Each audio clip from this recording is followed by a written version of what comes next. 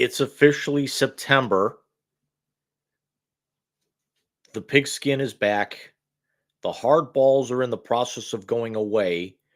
The pucks are getting chilled, and the hardwood's getting laid. Welcome to episode 82 of the Wise Guys Sports Show, our first show of September. And Michael, fall is right around the corner, my friend. Do you even listen to anything that comes out of your mouth? No. Did you? And that was an unintentional rhyme as well. I wasn't You going to say said the the balls words- are getting blown up. You said the words hard, balls, wood, and laid in the same sentence continually. It did not crack a smile. I mean, Are you maturing? We're short on OTRs for the year. That's very true. Although this could be the opening. Well, listen. In fairness, we're short on OTRs because, quite honestly, we've been so content heavy. 24 has been some year for the sports world. It really has been. And we got something we're going to get to in the blast that I'm going to debut a new segment that you are going to want to shoot me after I tell you the name of it. It has to do with basketball. That's all I'm going to say. Balls. Exactly. So, James, how is September treating you so far? Is it already? I mean, is it cliche to actually say, "Can you wake me up when it ends"? Considering I'm actually going to a cousin's place to watch the Browns opener tomorrow, who right after he gets back, after he and his wife got back from their honeymoon, went and actually saw Green Day twice. Nice. Went to Pittsburgh and then went up to Comerica. So they went to two of the worst places on the planet to go see Green Day. Well, they weren't playing. They didn't have a Cleveland date this year. I would have picked any other of the lower 48 to go to than Michigan. Yeah, well, it was. I mean, Comerica Park, great, but it's. Pittsburgh. It was at PNC, so you take that any chance you can get. That's true. The one thing in Pittsburgh I actually do want to see is PNC. There was things I actually was seeing the other day is that they ranked all of the baseball, basketball, and football arenas. They didn't put hockey in there. That would be that had the highest Yelp reviews, and PNC came in at number 2. Very nice. Very nice. Definitely a place I want to get to very soon. Certainly not before the end of this season, though. Yeah, my parents went to PNC in 2006. The weekend before the Mets clinched the Eastern Division that year, they were in Pittsburgh. And like 20 years before, they went to a team in Pennsylvania, got swept, and their first night home after that series won the division crown. And they went Sunday. My old man was pissed. I just as I'm doing my reports, I'll put something on YouTube in the background with the picture-in-picture, just as the audio or the visual distraction, so I'm not looking at reports all morning long. It breaks up the monotony a little bit with not being on the phone and everything. And I had to put on one of my top 3 favorite movies of all time, She's Out of My League, and remember that one takes place in Pittsburgh, and they end up and they go to a Pirates game. Oh, I did that a few weeks ago at work when I was trying to get a bunch of stuff done. I put on Deadpool. Makes sense. I watched a decent one on Netflix today, even though it was a little bit older and I hadn't seen it. It was called Aloha with Bradley Cooper, Rachel McAdams, Bill Murray, Alec Baldwin, Emma Stone, John Krasinski. I mean, it was an all-star cast, but apparently it got panned or something like that. It's one of those New Year's Eve or Valentine's Day, one of those cheesy all-star cast ones, was it? Yeah, but it wasn't. It wasn't something that had 19,000 different storylines like Valentine's Day or She's Just Not That Into You. It was a lot of it focused around Bradley Cooper, and then he had flown to Hawaii for a contract that he was working for Bill Murray, and had run into his ex-girlfriend, who was Rachel McAdams, who married John Krasinski, and he gets paired up with Emma Stone as his like military liaison for the Oh, defense nice. contract he's working on. So Oh, it was nice. also weird to actually see Emma Stone as a blonde, because everything I actually remember, and loved her in, she was always redhead or brunette. So Uh, really that was weird. probably around Amazing Spider-Man time then. She was a 2015, blonde I in the think this movie she was. was a blonde in the Amazing Spider-Man. Yeah. Yeah, Gwen Stacy. Yep. Yep. So Jim, as much as we love talking our movies, and we do, and we always float our references into stuff. What do you say we get to the hat trick tonight and actually not open it with bad stuff? As I forget to load the graphic, but That's your MO with this one, dude. But you know what? It's the three biggest topics in the world of sports from the last week. Get ready for the Wise Guys hat trick.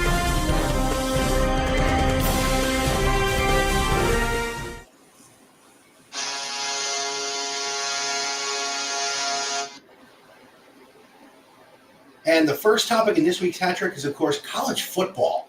As I wear my new favorite T-shirt for the year, that's not, of course, scarlet red and or gray.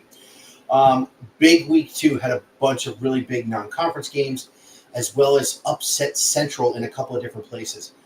Let's start all the way to the left with Jim. Let's really dive into that game, only because it's got a lot of implications. And now, being a wise ass, one of them is, oh look, Connor's coaching high school, and they played a good team and got the fuck beat out of them. But here's the other thing. I think Texas showed us why they're going to be the one that's going to challenge Georgia in the SEC. Yes, I could take a pound of flesh from this, and honestly, no one will blame you. But let's talk about what we're talking about. We're talking about a defending national champion who lost their head coach, number one offensive option and quarterback, and lost some pieces on the defense, playing against a Texas team that last year made the playoff and really didn't lose much. So, all joking aside, if anybody thought Michigan was going to win this game, you either A, live in Ann Arbor, or B, got something fucking wrong with you. Did Quinn Ewers kind of, I don't want to say distance himself from the pack, but did he kind of start stuffing a ballot box a little bit with his performance today? Because I have the Missouri and Buffalo game on just to the side of me, so if you actually see me going squirrel here in a minute, you know why. But it is the first bit of college football or any kind of sports I've watched all day long. But I did see the numbers. Yeah, Quinn Ewers had a hell of a day. And let me say this. Did he pull away for early season? Yes, because right now the other guy who really set the mark last week was Travis Hunter from Colorado. They're getting hood stomped by Nebraska. It was 21 nothing last I looked, and Shador had thrown a pick six. And even though they played a 1AA team and smoked him, Connor Beck had himself another big game as well. Yeah, but Connor Beck lost 2 weapons today. So Carson Beck. That's all right. Connor, Carson. I have 2 Jacks and a Jackson on the soccer team. They're all the same. But going back to that game, I was more impressed with the way that Texas's offensive line held a pretty still decent Michigan pass rush at bay. But I'm going to go on a limb and say this now. Michigan's going to lose 3 games, if not 4. Because USC is better than I think we thought with their big win against LSU last week. I think if this Buckeye offense keeps getting better as it normally does during the year, because if you've watched any of the last few years, they'll sputter, and then they'll take off. If they're clicking on all cylinders, they're a tough out for anybody. And the defense is going to play, and they're going to play inspired. It's going to be in the shoe. So they're going to lose 3 or 4 games this year. Now, which a lot of people were expecting because of. I think most people that with a brain in their skull were expecting that this team was going to take a maybe not a huge, but a rather large step back from a 15-0 and 23 and they won 16 games in a row. But I will ask you this question, and I want to know from someone who has no skin in the game on this. if they lose 3 or 4 games, and it is year one post Harbaugh and post Connor and everything else, does this lend a little credibility to the "they knew something" trope that's right now tearing up social media? I think it doesn't make a damn bit of difference either way. Okay. It's, because at that point you're living in revisionist history. No, I agree with you. And it doesn't solve anything, which actually which at that particular point, if you're a Buckeye fan and that's what you're going to hang your hat on, and you come up short again, that's actually going to mean now, regardless of what you do in the Big Ten, that's going to be 10 straight years without a national championship. But hey, we hung our hat on the fact that we beat the shit out of a Michigan team, who didn't sign Steele, turned over everything, and basically, ran 60 points up on them. And hey, we can live off of our previous, laurels, and Ryan Day still can't win a playoff. Well, let me debunk 2 myths there. One, Ryan Day has played in a national championship game that, was the entire first round of the NFL draft that following year. That Alabama team. You're talking 7 dudes from that team went in the first round. I don't care who the fuck you are. You ain't beating that team. Day's been in the playoff 3 times. He just can't. He's obviously he's a tea drinker because coffee's for closers. Wow. Okay. It's fair. It's fair. He hasn't won a championship.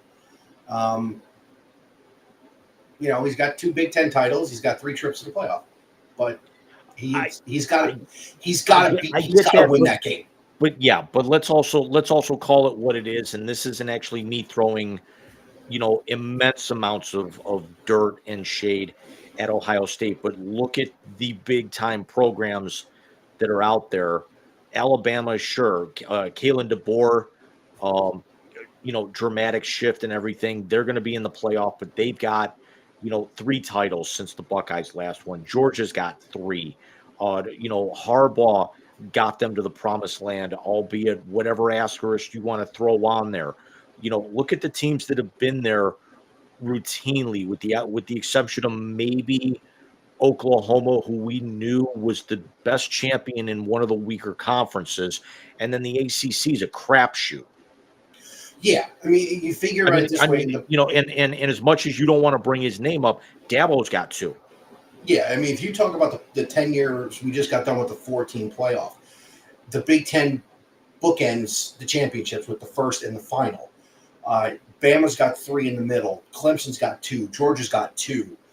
LSU had their 1. So it's really been the Blue Bloods, and really LSU being Clemson and LSU being the outliers that have won these championships. Having said that, I don't think. And again, we've talked about this before. The question is, who's your hire? Because when we talk about the NFL, I'm going to say something to you that's going to make you scratch your head after something I said in the translator a couple weeks ago. But I digress. So let's go over to Cyhawk, and I see Iowa State won late. Yes. Beating Iowa. Was that in Iowa City? Was that at? That was in Iowa City. So they did the wave, and then they lost.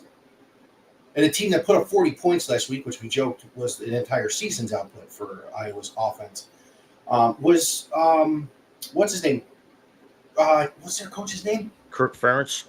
Was he back on the sideline this week? Yes, he was. It was only a 1-game suspension. Okay, so they lost. They put up 40 points and won when he wasn't there, and they lost the Cyhawk when he was. Hey, let me ask you this: we're dogging on Ryan Day so much. Is it time for a new voice in Iowa City? It's possible, but Caleb Johnson had himself a day. 25 carries, 187 yards, and 2 touchdowns. That's a hell of a day, especially against an Iowa defense. That's big numbers against an Iowa defense. He also had a run that basically put Iowa up, that I saw in the highlights, where he basically leaped over a guy, leaped over a defender, and then basically just kind of walked in from 20 yards out. That's crazy. I'm pulling up the scoreboard right now just to make sure I don't miss anything. NC State and Tennessee. Tennessee's up 17-3 right now with 22 seconds left till halftime. Mayo Classic. Who's playing quarterback for Tennessee now? Because I know the kid they had is in Detroit. Ayama Leva. Sure you did. Sorry. He's a true freshman. Wow. When's the last time they had a true freshman play quarterback? Was that Peyton? It's possible. We'd have to go back and look, but that would actually mean you've got the Mizzou and Florida fan looking up Tennessee voluntarily. I'll Who look has it up the some other time. with the most annoying fight song in all of college sports. The only thing good about their fight song is that clogging guy that Peyton brought out at the SBC. Sidebar about the soundboard. I almost said Steph, sad trombone, to be her alarm to get up in the morning now. Oregon, Boise State. When is that game? Is that tonight? That's 10 o'clock on Peacock. Yep.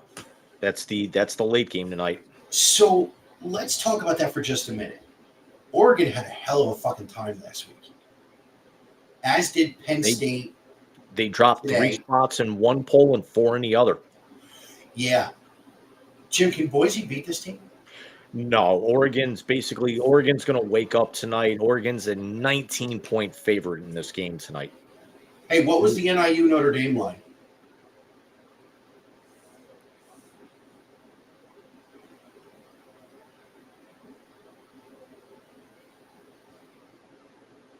It was Notre Dame by 28.5.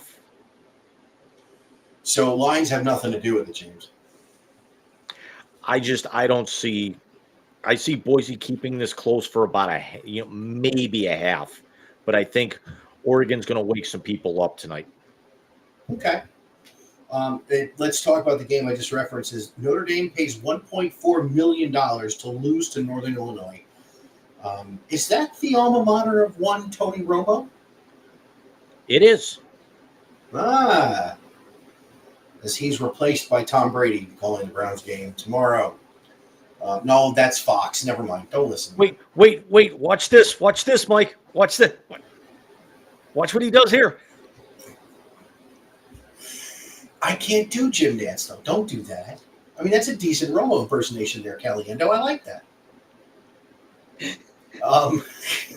The last time we referenced Jim Nance, we also referenced Hawk Harrelson. We will not do that again. No.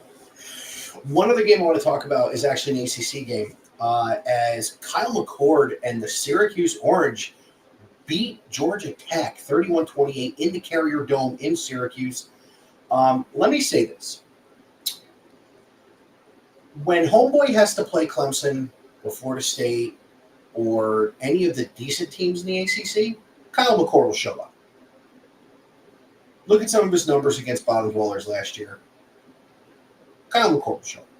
Did you see the numbers he put up today? I did.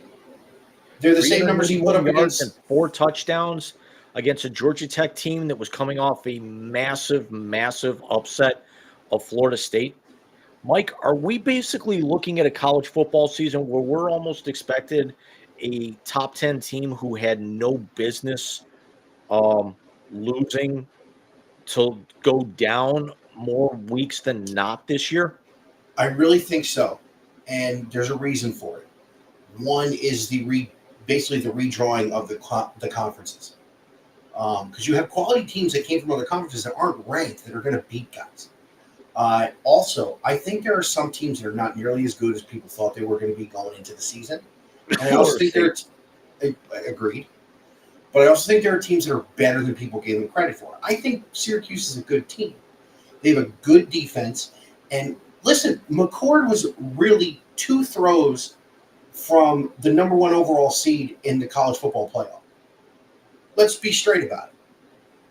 But when your daddy demands playing time, you should have to transfer. Just me. I don't care what school you're at. And you're laughing. That's what fucking happened. Um, so, yeah, this year's going to be interesting. And it's not just a 12-team playoff. It's because all these analysts spend so much time worrying about who was going to get in the playoff, they ignored some teams. And they ignored some trends coming out of last season. There were some teams on the rise that did really good in the portal. There were some teams that played really well that lost a lot in the portal. So it's going to have to play out. We are going to have a fun season this year. I know you are teetering on the edge of college football. I personally am not. I have NHL training camps opening next weekend. I agree. That's your thing. Any other games you want to get to this evening, sir? Just as a quick review going down the scoreboard here, basically kind of just, starting from where ESPN's running here. Miami just polished off Florida A&M 56-9. Miami's now 2-0. They'll jump into the top 10. Georgia paced Tennessee Tech 48-3. We talked about Texas and Michigan. We talked about Notre Dame. Ole Miss runs it up on Middle Tennessee State 52-3. Ole Miss will be in the top 5 with the Notre Dame loss. Penn State struggles and gets by Bowling Green, but yet will still probably move up with the Notre Dame loss, 34-27. Utah and Baylor, which was a pretty good game that I actually did tune in for about 5 minutes when I was running the dishwasher earlier. 23-12, Utah takes that one. Real quick on that, Utah lost Cam Rising during the game. Yes, they did. Oklahoma State over Arkansas, 39-31 in a game that they had to come back in late. Game of the day. Kansas State struggles and squeaks by Tulane, 34-27. Kansas State's 2-0. We talked Cyhawk. Louisville runs it up on Jacksonville State, 49-14. And then we talked about Syracuse. And then the games we have ongoing now, number 9 Missouri is about to go up. Is about to increase their lead, and they're currently leading Buffalo 24-0.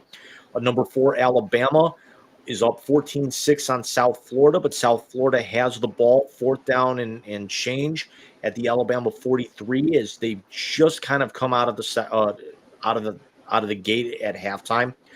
Kansas in a dogfight with Illinois right now, 17-13, the Jayhawks lead.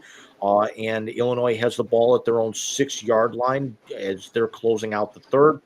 And Ohio State leads Western Michigan 35-0 at halftime. And, of course, we also talked about the Duke's Mayo Classic. Tennessee leads NC State 20-3. LSU is up on Nicholls State 23-14 as they've just come out of halftime. They've just gone to halftime in Norman. We've got number 15, Oklahoma, up 14-6 on Houston. I'm sorry, they should not be struggling with Houston like this. It's not basketball. If it was basketball, it'd be a different story. And number 25, Clemson, up 49-7 against Appalachian State with about 6.5 minutes to go in the second quarter as Mizzou just puts another touchdown up on the board, and they were up 31-0 on Buffalo. And, of course, Coach Prime is getting his clock cleaned in Nebraska. Thankfully. Nice. So what's topic number 2, sir?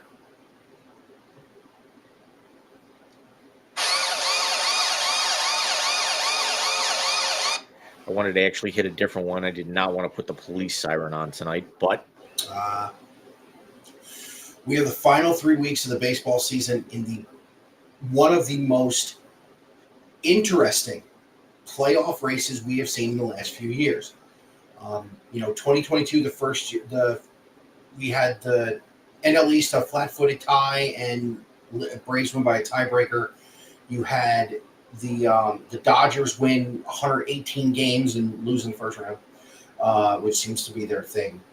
I don't know if there's many things that are certain teams' things, but that seems to be the Dodgers' thing, Jim. Jeff Passan was on Rich Eisen. We will not have a team with 95 wins unless someone turns it on in the final month. It'll be the first time without a team with 100 wins since 2014. But right now, the National League wildcard race is getting hot and tight right now. In a very self-serving move, the New York Mets have won 9 in a row. They are now in possession of the third wild card in the National League. They own the tiebreaker over the two guys in front of them. And what do we got going on the rest of the league? So that National League race is going to be fun. I think the American League race is basically done. You're getting two teams out of the Central, and whoever doesn't win the AL East in the American League with wild cards. Which, by the way, hey, 3 teams from the AL Central. The team with 4 teams over, with the team that the division under 30-some games under 500, but 4 out of 5 teams are over 500. I saw a stat back on Tuesday that the White Sox are so far below 500 that all 4 other AL Central teams are above 500, and that actually puts the division 3 games under 500 on the whole. Yeah, that's bad. That's bad. They hit 110. They lost tonight after breaking another losing streak. They're now at 110. Michael, Jesus. what's more amazing right now that we've got less than 25 games left for every team, and not one single team has clinched a playoff spot, but yet we got 3 teams that are completely eliminated from contention. The 3 teams are already eliminated. That tells you, look, there is no straight favorite going into this postseason. This is gonna be what's happened the last few years. You're not gonna have the betting favorite. You're gonna have whoever's hot at the time. That's who's going to be the betting favorite to win, whether they're a wild card team or a division. The Phillies have, I think, one of the largest division leads. They're up 7. Yes, at the moment. I was just going to mention that of those 4, the 4 out of the 6, all 3 in the American League are 5 games or fewer. The Yankees are a half game up on Baltimore. The Guardians are up 4.5 on Kansas City, although they're in the bottom of the first, and the Dodgers just put 2 up. Houston's up 5 on Seattle. Philly's up 7 on the Mets. The Milwaukee's up 9.5 on Chicago. That one's basically over. And the Dodgers are only up 4 on San Diego and 6 on Arizona. Yeah, so the NL West, listen, the Dodgers are going to win that division. Arizona, as hot as they were, has fallen off the table. San Diego has come down to earth.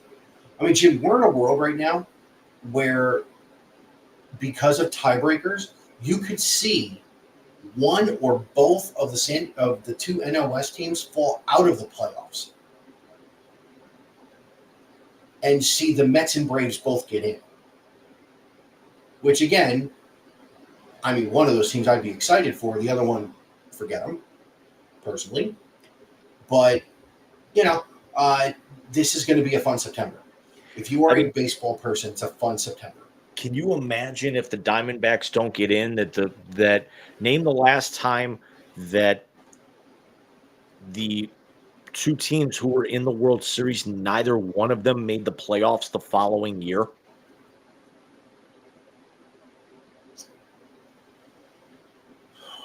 2006. I was going to say, you got to go back a little bit. Maybe even no, because I don't think St. Louis or the Tigers were in the playoffs in 07. The 07 World Series was Boston and Colorado. I don't think Boston got in, Colorado did not. 2008 World Series was Tampa and Philly. Philly went to the World Series in 09. It's something that I will research throughout the course of the evening. Yeah, I mean, that's interesting. I want to say we have to go back to, it might be 2007. Because the Tigers didn't get in because the Tribe won the Central. The Red Sox won the East. Who won the West that year? Is that Oakland? 2023. Okay, well I'm gonna go ahead and start this now. 2023, Texas and Arizona were in. 2022, Philly and Houston. Philly and Houston both were in the playoffs last year. Well, Atlanta and Houston were in 22 from 21. Dodgers were in. Tampa was not in 21 from 20. 19 Houston in the Nationals. The Nationals were not. Houston was. 18 was Boston and the Dodgers. both. The Dodgers were in 2019. 2017 was Houston and the Dodgers. They both were the next year. 2016 Cleveland and Chicago. They both were in 17. 2015 Mets Kansas and City Royals. and the Mets. Mets were in 16. Royals were not. 2014 Kansas City and San Francisco. San Francisco, no. Kansas City won it the next year. Yeah. 13 was the Cardinals and the Bo Sox. and there it is. No, because the Cardinals were the number 1 seed in 15. Correct. No, Well, they were the 3 seed. In 14. 12 was Tigers and Giants. There it is. There it is. Tigers Yep. didn't get in 13. Yeah, it's the 2012. Giants were 16 under 500, and the Rangers were 5.5 games out, and doesn't give me the breakdown of the wild card standings here with this, but I can get So it's that. 2012. That was because that's the funny thing is that was one of the final years before they kind of started expanding the playoffs. So you figure 92 and 71. Yeah, the Rangers missed out basically. They missed out on the playoffs by a game to Tampa. Yep. Because that was that last day of the season where like there were 5 different games that had playoff implications, and Tampa walked it off against the Yankees. That was a Longoria home run. So let's talk about the award races, getting definition. As biased as this may sound, I think the National League is going to come down to Francisco Lindor and Shohei Ohtani. If Ohtani goes 50-50, which he most likely will, even me as a Met fan, you can't ignore 50-50. You can't. But I will say this. If Lindor goes 35-35, drives in 100 runs, scores 100 runs, and wins a Gold Glove, and the Mets make the playoffs after being 11 games under 500, how do you ignore that? When Ohtani, for all intents and purposes, may not even be the most valuable player on his team.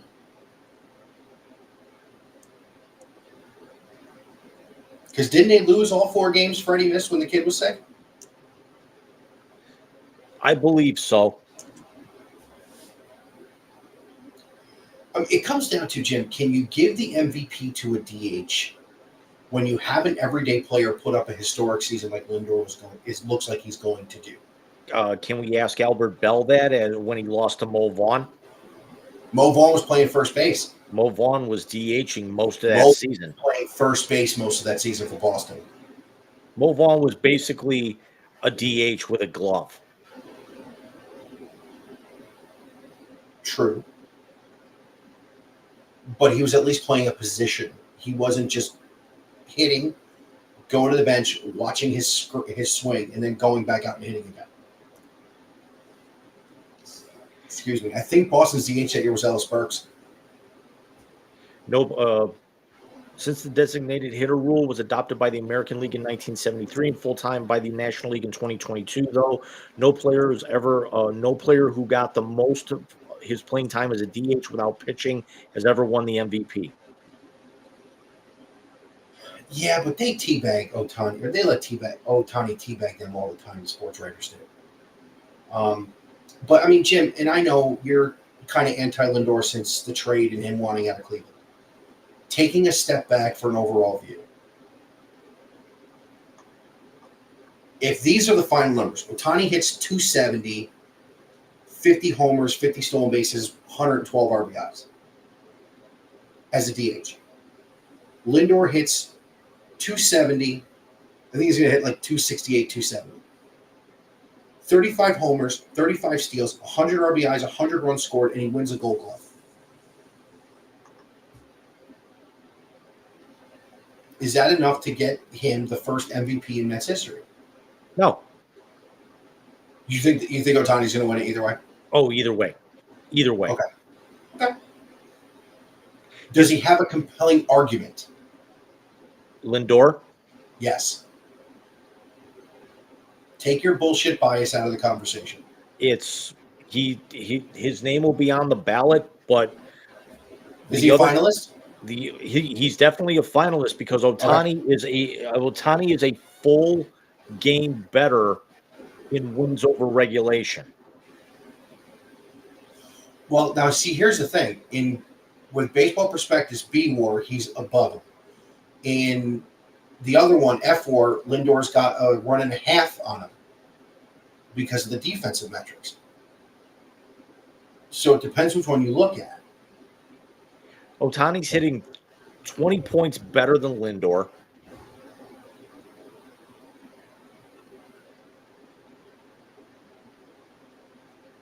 He's drawn 20 more walks.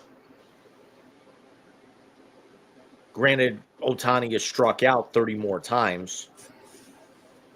He's got 46 steals to Lindor's 26.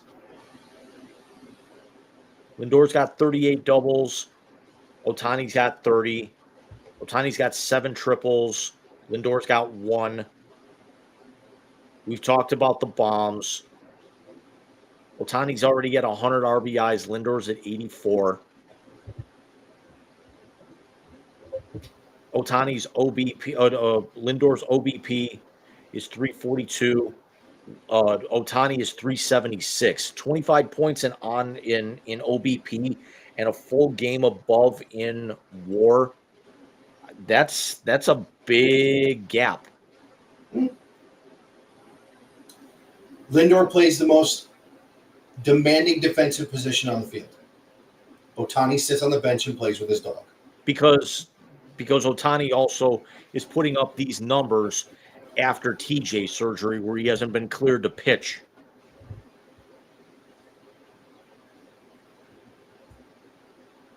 I think I think that's the only reason that this race might actually have any kind of argument is because of the fact that he's only hit this year. I think if he's actually done any type of pitching, even coming out of the bully at this point, I think his name's already on the trophy. If he's putting up these numbers, and personally, I'd make, you and I talked about this, I think on the phone, I don't know if we talked about the show, I'd make him a closer.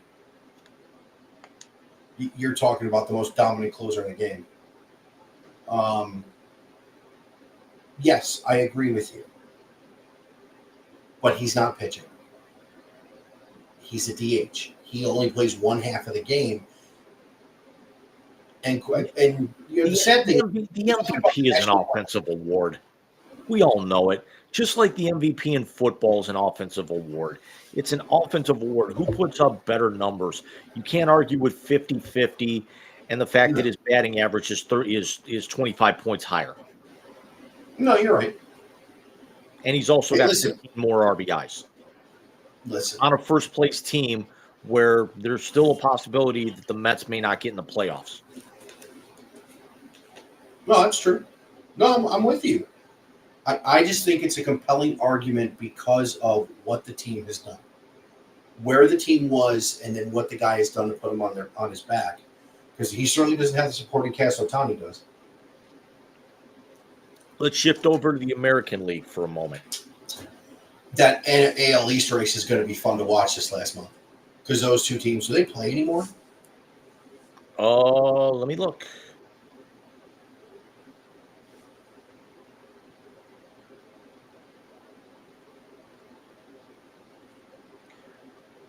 They have a 3-game set starting on September 24th, Tuesday, September 24th in the Bronx.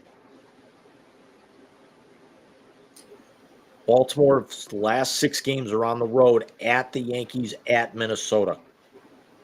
Something to keep an eye on. Pittsburgh comes in right after Baltimore does. Wouldn't it be some shit if Paul Skeens went to the bump and knocked the Yankees out of first place? And he's pitching against Garrett Cole. Because, I mean, you look at Detroit's schedule the rest of the way, they've got Boston, Detroit, San Fran, Detroit again, Yankees, Minnesota. I mean, Boston's playing better, but Detroit, San Francisco, Detroit again, those are winnable games. Yeah, and the Yankees, they wrap up in Chicago the next couple of days. Sidebar, that was some ovation for Anthony Rizzo. And well-deserved. Freddie. So Wait. Who's this Anthony Rizzo you're talking about? I actually thought we were talking about Uncle Charlie. That's what Freddie Freeman calls that hook he throw him. Oh. So the Yankees go from Chicago after tomorrow to Kansas, home for Kansas City, home for the Red Sox, in Seattle, in Oakland, home for Baltimore, home for the Pirates, and that's how they end the season. The Yankees have problems. Clay Holmes has 29 saves in 40 opportunities. I don't ever want to hear you complain about Emmanuel Clase again. I mean, he's going to get the night off tonight because the Dodgers just put up a 6 spot in the first. Hey, And the who's paying for the Cards? Don't say Gavin Williams. Well, not anymore. no, not anymore. He went 2/3 of an inning, 2 hits, 5 runs, 3 walks. Jesus.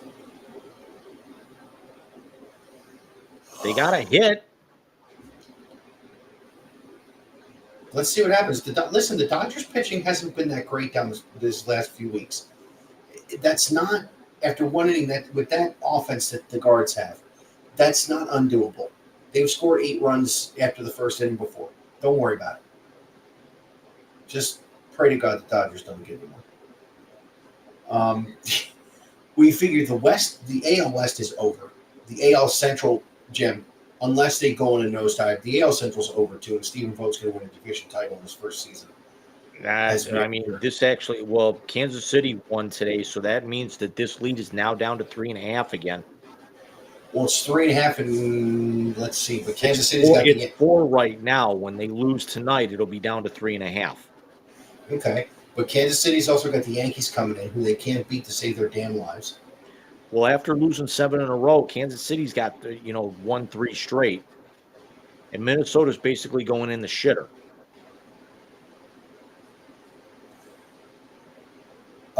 Real quick, breaking news for something we're talking about in the blast. I know what you're gonna say. Save it for the blast. Okay, I'll save it. Kansas City's got the Yankees coming in, who they can't seem to play well against. What's the rest of their schedule look like? Kansas City? Yeah.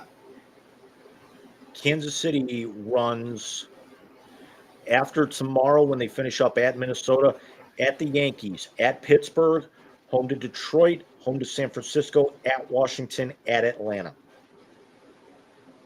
That's a very favorable schedule, in my opinion. No, it's not. How do you figure? The Tigers are playing really good ball, and they played the Royals good all year.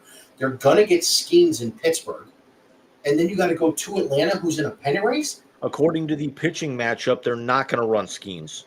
Oh, they're not going to see him. Okay. They're gonna miss Skeens. Well, then that helps them. They are going to get Skubal. They are going to get Skubal against Detroit.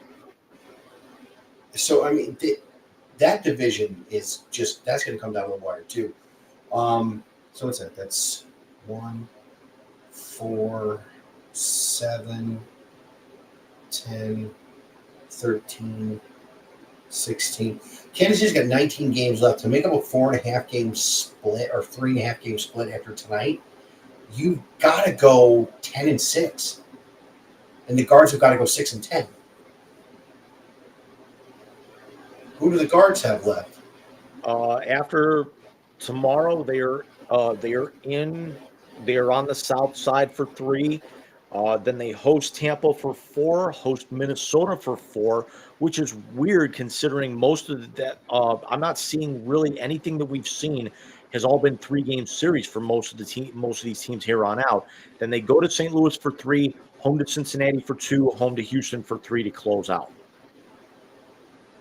So after today, when they actually fly to Chicago and that's going to be rough because they got a 4:10 Eastern time game against the Dodgers, and then they basically have to fly 2/3 of the way across the country for a Monday night game against the White Sox. Yeah, remember that's 1:10 local time in LA. Granted, but with the long travel days, you typically kind of like to actually either have it closer or have that extra day for travel because right after they finish up with Chicago, naturally they will be flying here, for 8 in a row. Then they fly out to St. Louis for 3. They get a day off. They come back for Cincinnati, and then basically it's 5 in a row. So the Guardians only have 1 day off the rest of the season.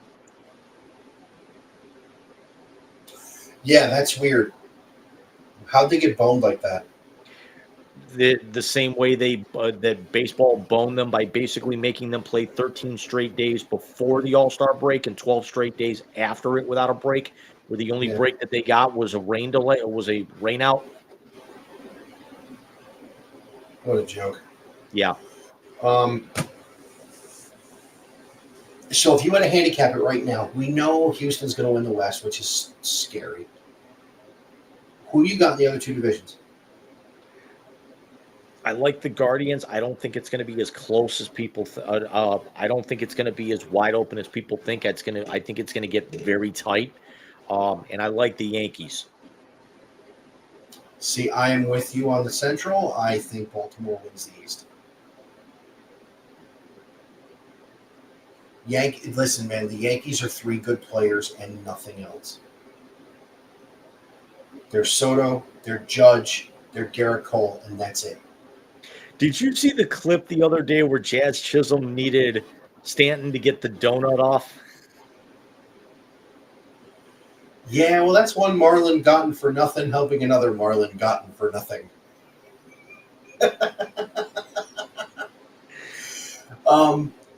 Hey, let me ask you this. Is Paul Skeens going to win the Rookie of the Year, or is Jackson Merrill going to win it? The kid from San Diego. Or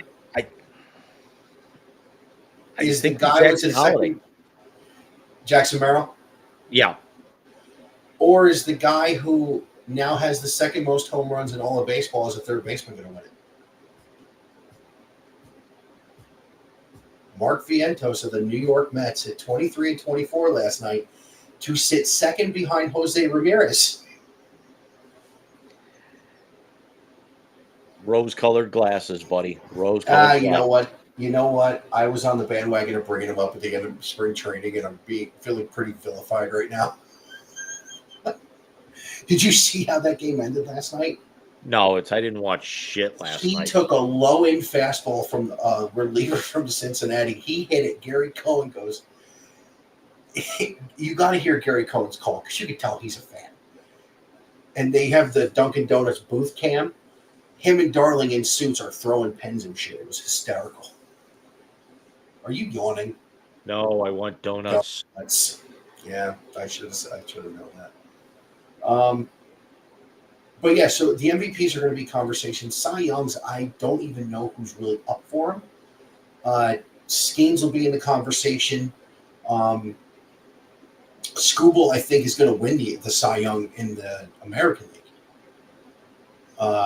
There's really not anybody else. Does Clase get legitimate run as a finalist? I think he should. What's his numbers right now? I mean, he's got sub-2 ERA. He's got how many saves? 43.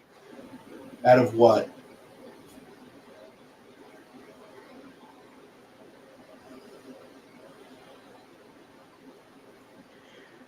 $65 appearances, record of 4-2, 42 saves, 65 and a third innings pitched, only 5 earned runs given up all year, Jesus. 56 strikeouts. See if I can get his expanded numbers. Yeah, I'd like to know how many saves he's blown. 3. So he's 42 of 45. Considering Sub last two- year, he was one off the major league record with 12. Clay Holmes is 2 off the major league record right now from the Yankees. So 42. Let's say he saves 5 out of the next 6 opportunities. So you're talking 47 of 50, 47 of 49. Or no, 47 of 51. A sub 2, 75 to 80 strikeouts. How many walks? Here's my question, though. Even though that they're not going to make the playoffs, who's going to end up being the Rolaids closer of the year? Is it going to be Clase or is it going to be Ryan Helsley? It's going to be classic. Because Helsley's got an ERA of 2.26. He's got a record of 7-4, and he's got 43 saves and 4 blown. Who? Halsey's from where? St. Louis. Each league gets one. And 60. I was going to say he's got 68 strikeouts, so he's got more strikeouts than Clase.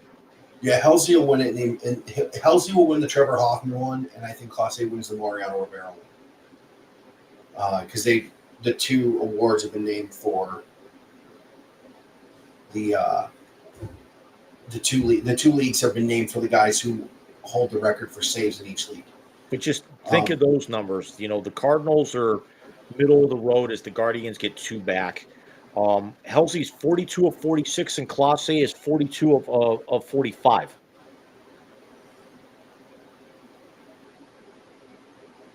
I think if Paul Skeens wasn't around, and if who from the National League? We're going to do more award stuff as we get towards the end of the month anyway. If I got to sit up. Oh. So they took my mother-in-law back to the airport this morning. And, of course, my dumbass stayed in bed with Bobby as opposed to getting up and doing stuff and letting him sleep. So now I'm in pain. But, Jim, let's get to the final one of the hat trick because we were almost an hour in already.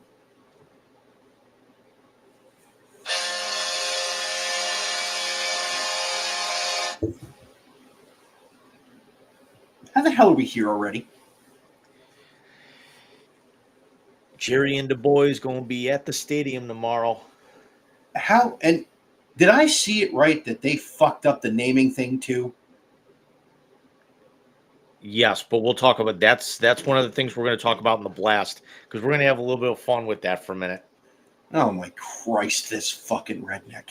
But we've got, I mean, I have no problem with the name, but there was an issue with the way that they went around it. But we've already got 2 games taken care of. Kansas City goes out and defends their opens defense of their back-to-back titles with a 27-20 win. Mahomes goes for 291. Lamar rushes for 122, and then actually has the dumbest soundbite of the week. Yeah. Can I just say something real quick? That game Thursday night was an indictment of your Buffalo Bills because they passed on that kid who is the fastest person I've ever seen on a football field. Shea Flowers? Receiver?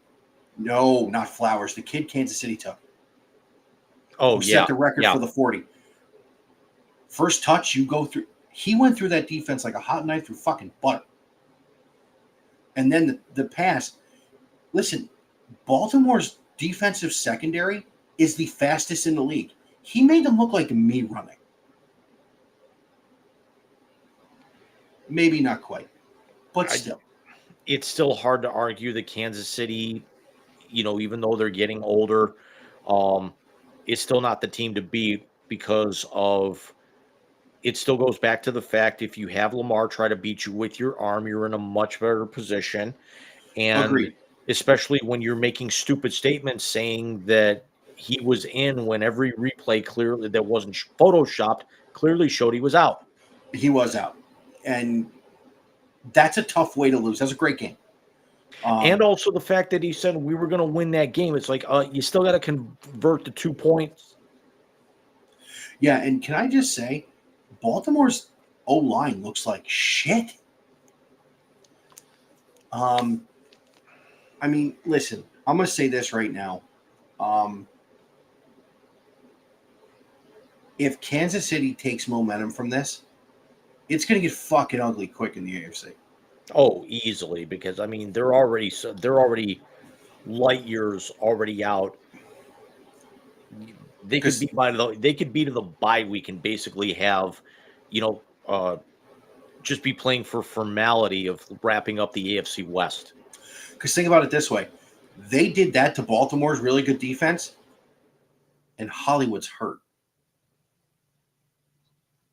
So you add Hollywood Brown to that kid and Travis and Pacheco and Juju, who, as much as I don't like them, played very well in that system. Yep. Then in Brazil, you had probably what could end up being the most controversial game of the entire, not certainly the first week, but maybe even the first month, where Philadelphia goes out and beats Green Bay 34-29 in a game where Saquon Barkley rushes for over 100 yards and 3 touchdowns in his first regular season game with his new squad, on a field that they actually, as Coach Drink is giving it to the sideline official with Mizzou up 31 and under 3 minutes to go. Gotta love Coach Drink. But on a field that they said was slippery, wasn't the greatest, and Jordan Love about to miss a decent amount of time on suffering it at the very least an MCL sprain on their final offensive play. Yeah, that was bad. That was bad. The joke now going around is that they're looking at trying to go and grab Justin Fields if he's not going to play in Pittsburgh, which would be hilarious if Green Bay continued their dominance of the Bears and it's Justin Fields. I think Alex would jump off a bridge. That would be best for business. First, last, and only time you'll ever hear me quote CM Punk in a positive light on this show. Yeah, well, there's first time for everything. Everybody has a fresh slate except the Cowboys. Because it's their year, Mike. I don't know if you heard. It's their year. I've been hearing that since we were in middle school.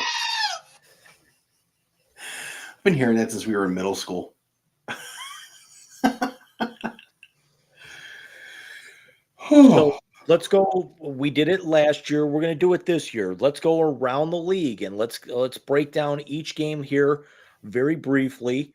Let's actually start 1 p.m. on Fox from Mercedes-Benz Stadium down by you, Michael. The Pittsburgh Sister Lovers will play the Atlanta Falcons. Atlanta favored by 3.5. Atlanta covers.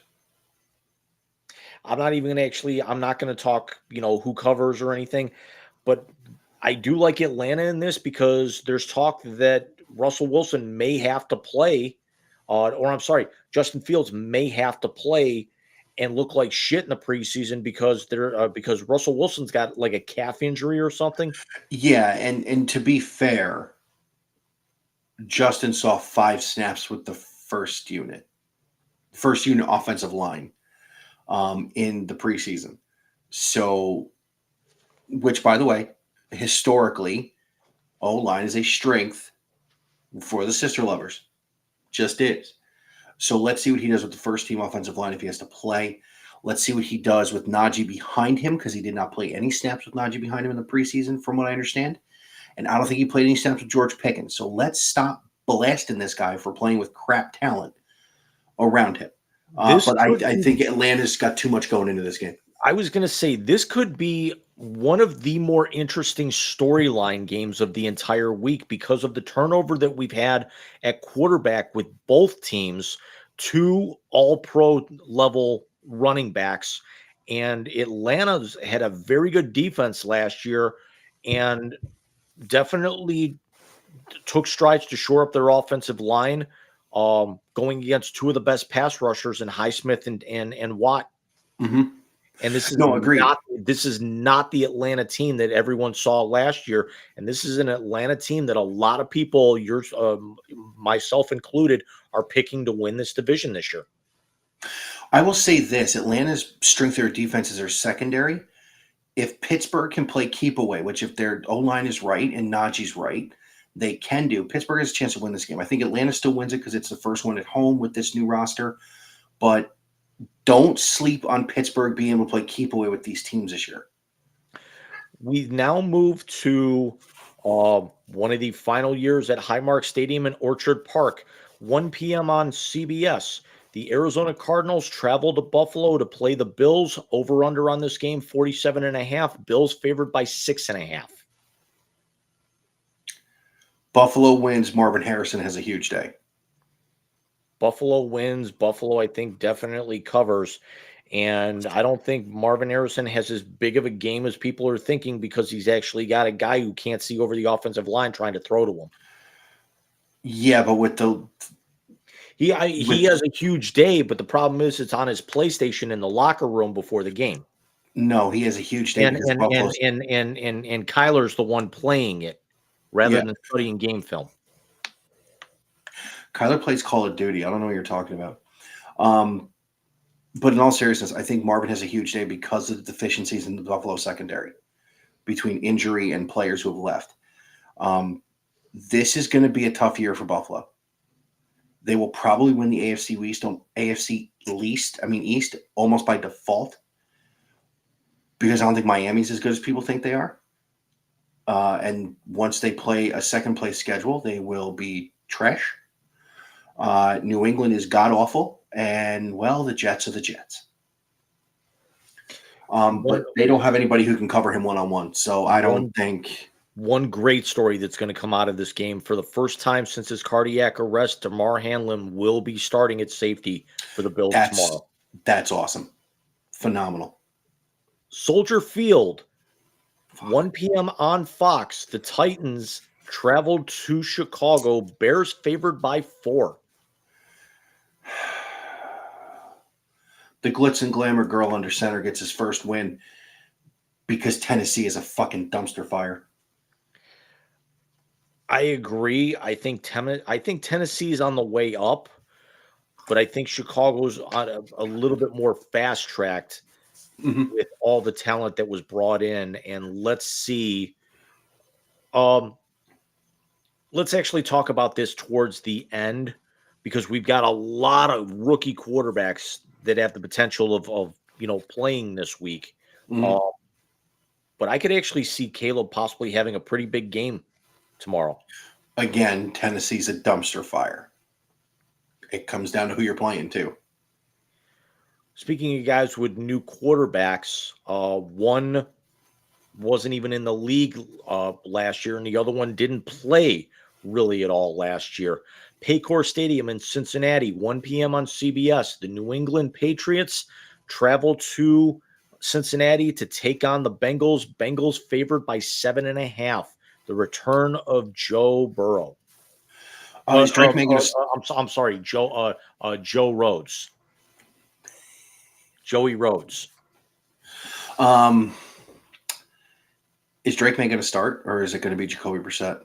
I think it's going to be Jacoby, but I wouldn't be the least bit surprised if Drake got some playing time. Okay. I think Cincinnati wins by double digits. New England is terrible. And you kind of hate to see it with it's now to the point anymore where the regime has changed so much, so now you don't want to hate them.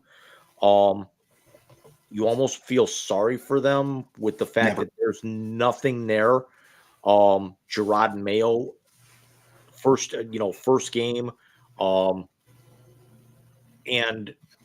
also you've got a career backup under center. You've got the 3rd overall pick in the draft.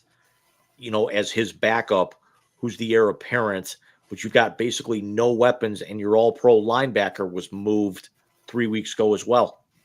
Yeah, no, this is going to be the New England of our youth. The garbage team that doesn't do anything, that really has no prospects, and it's twofold. One, this is karma for all the years they cheated and won championships. And two, Bill Belichick, for as great as he was, is a shitty draft guy. We're going to put a pin in his name because I want to bring something up when we cover our final game of the segment here. 1 p.m. on CBS, the defending AFC South champion Houston Texans travel to Lucas Oil Stadium to take on the Colts in a game that a lot of people are thinking could be one of these two teams could end up winning this division this year. Houston by 3. I think C.J. Stroud kicks off his sophomore year with a win. As good as Anthony Richardson is or could be, you're talking about the most prolific passer as a rookie as far as the statistical numbers and the analytical numbers. You've given him more weapons. Because, Tank Dell's back. They still have Dalton Schultz. You added Stephon Diggs. They had one wide receiver who got hurt at the end of last year. He's back. You have a good running game. You have a great head coach, and you have a really, really good defense. I think this is Houston's division to lose. CJ gets win number 1 in the opener a year or two. I think he gets the win today, but I also remember when we said it during our preview show, I think of all the guys that jumped out and had massive years last year, I think CJ is the one that's going to slide back to and come back to earth a little bit this year. He's still going to be very good. He's not going to be stratosphere. Okay. 1 p.m. on CBS, a potential playoff matchup. The Jacksonville Jaguars travel to Hard Rock Stadium to face the Miami Dolphins. Miami favored by 3.5. This could be the game of the day. It's going to be 95 degrees, so Miami wins. I don't like sunshine. He's got decent weapons, but their defense, I think, is going to take a step back from as good as they were last year. And, the topic of the Chiron before the translator last week, he don't lose at home when it's 95 degrees. This has got the potential to be shootout right out of the chute here. If Miami's defense doesn't show up, yeah. Yeah, I don't think either one of their defenses show up. I think this turns into Sunshine versus Tua. Can we actually just start calling him Hawk? No. That sounds like an undercard for an MMA fight.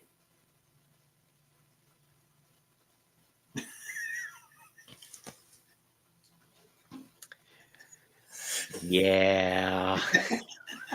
Because I would love to throw some shade at UFC because all I watch right now, even though they're backed by the Saudi group, is PFL, namely because of my girl Dakota Ditcheva. 1 p.m. on Fox. From Caesar Superdome in New Orleans, the Carolina Panthers travel to New Orleans to take on the Saints. Saints favored by only 4 in this game. New Orleans wins their home opener. I have zero faith in Bryce Young. Zero. I think he's better than last year because he couldn't have honestly been much worse because Carolina, you go out and you get the number 1 pick, and typically you kind of get some help for him, and they did nothing. And that's why I think I don't have any faith in Bryce Young, is because they didn't give him any reason to have faith. I think he definitely has some of the tools to be successful. I don't think he's going to be CJ levels of good, or coming out of this class where I think that JJ McCarthy's got the potential to be the best one. I think Drake May is going to be very serviceable. I think Jalen Daniels is going to be could potentially be the Will Levis overrated level in this class. But there's I think there's something there with Bryce Young, but they basically got ownership did him no favors last year or this year.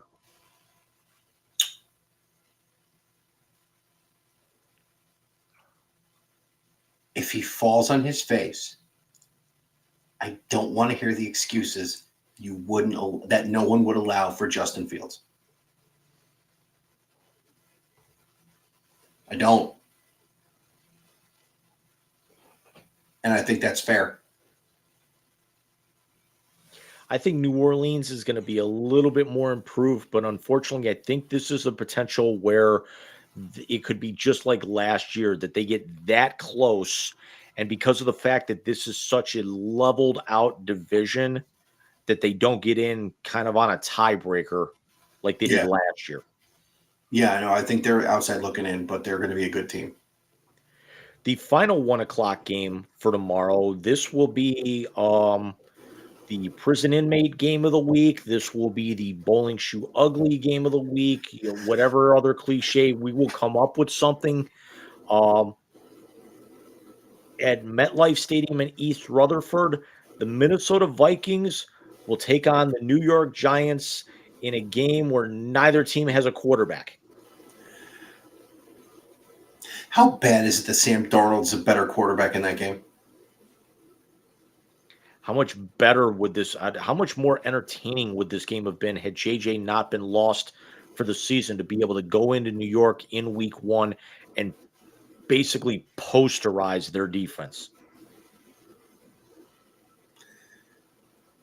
I don't think he would have. There's no doubt in my mind that he would have. Jim, the Giants defense isn't the problem. The Giants defense is a middle-of-the-road defense. They are not as terrible as people think they are. Their quarterback is god-awful. Their offensive line is god-awful. Their defense isn't horrific. It's not terrible either. It's actually halfway decent. Again, 2 series in the preseason does not prove J.J. McCarthy can win a game with his arm. And when a rookie is playing and they have a decent running game, they're going to stack the box. Yeah, but they also have Minnesota. You could probably put their skill position players against any others in the league for explosiveness and production.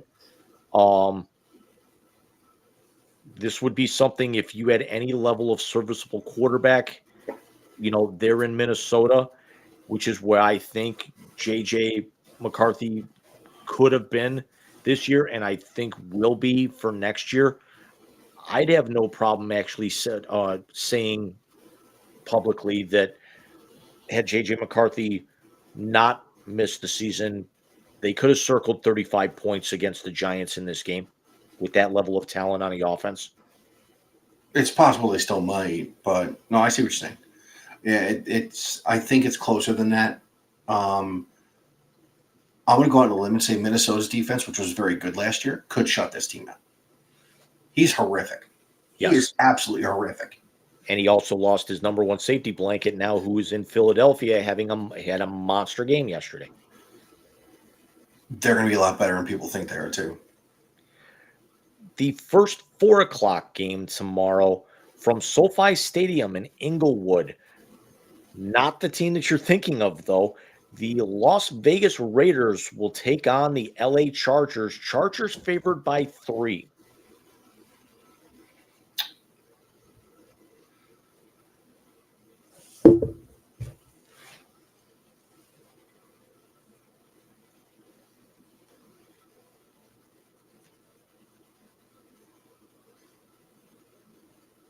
I'm here so I won't get fined. I could say the same thing, that why is the spread on this game only 3? Because neither team has an offense. One team is playing with Gardner Minshew at quarterback, but has weapons, and the other one is playing with Justin Herbert and nothing. Neither defense, which they're both good, They have their pass rusher who is all world in Crosby and Bosa. But after that, there's not a whole lot there. Derwin James might still be there. He's 150. The linebacking core for the Chargers is light.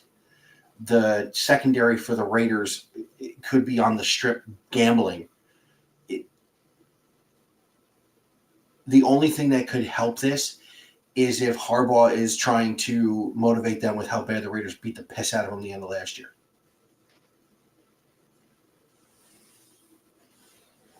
Even without weapons and coming off an injury, Justin Herbert is still the most talented offensive player on that field tomorrow. Agreed. Devontae Adams is playing. He's already said that he doesn't want to be there, and I don't even. And the fact that he's got Gardner Minshew throwing to him tomorrow.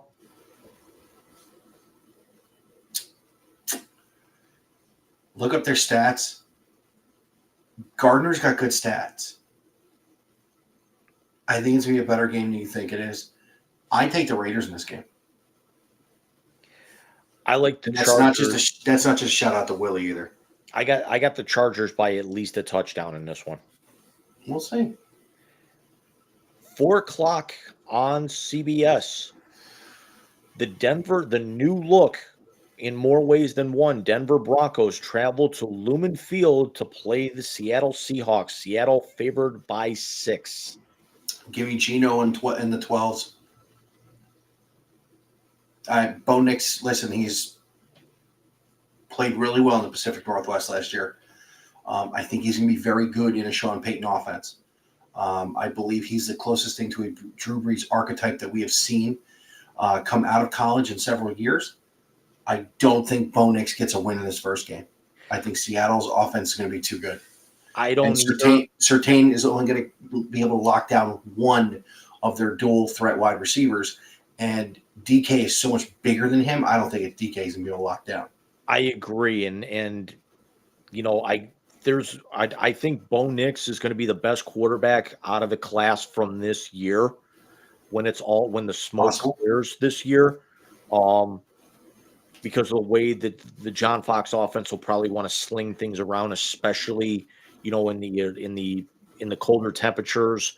And, you know, he's shown that he actually can play in cold weather and treacherous field conditions when he was at Oregon the last 2 years. Certainly not going to be tomorrow. And this is finally Denver has actually got things kind of going their way, because this is why you did not draft a quarterback last year to be able to get a guy like Bo Nix this year, and he falls right into your lap. As far as best quarterback in this class, I think the jury's going to be out. Because, listen, no one's in a better position as the number one overall pick ever than what Caleb Williams is in Chicago, what they did around him. So I'll say this. Well, I think Caleb's going to be the most successful, but I think it's going to be that Denver has so many other holes. It's going to be a very kind of Deshaun in Houston type situation here, where he's going to put up a lot of big numbers because of how many times they're going to be trailing. I thought you were saying Deshaun in Houston. I'm like, he had prime DeAndre Hopkins. Bo Nix doesn't have prime DeAndre Hopkins, and they traded Jerry Jeudy. And Bo is also, even though he is athletic and can take off, Bo is the best stay in the pocket type passer, I thought, of the 5 first rounders. I would say he's 1A to Penix is 1B. Because Penix didn't want to take off either. Michael Penix is a quarterback. He's not a dual threat. He wants to throw the football. I agree, but I don't see with Kirk Cousins being healthy, I don't see where Penix takes the field, provided that Atlanta, you know, doesn't completely shit the bed by the middle of October, which I don't see. No, I don't think it'll be by the middle of October.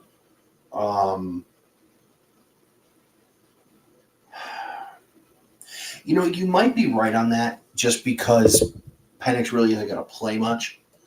But for the future, I think Penix is the answer to that, especially if they do what I think they're doing, which is basically the Aaron Rodgers school and the Jordan Love school of sitting behind somebody who's had a good career, learn how to do it, and then come in and play.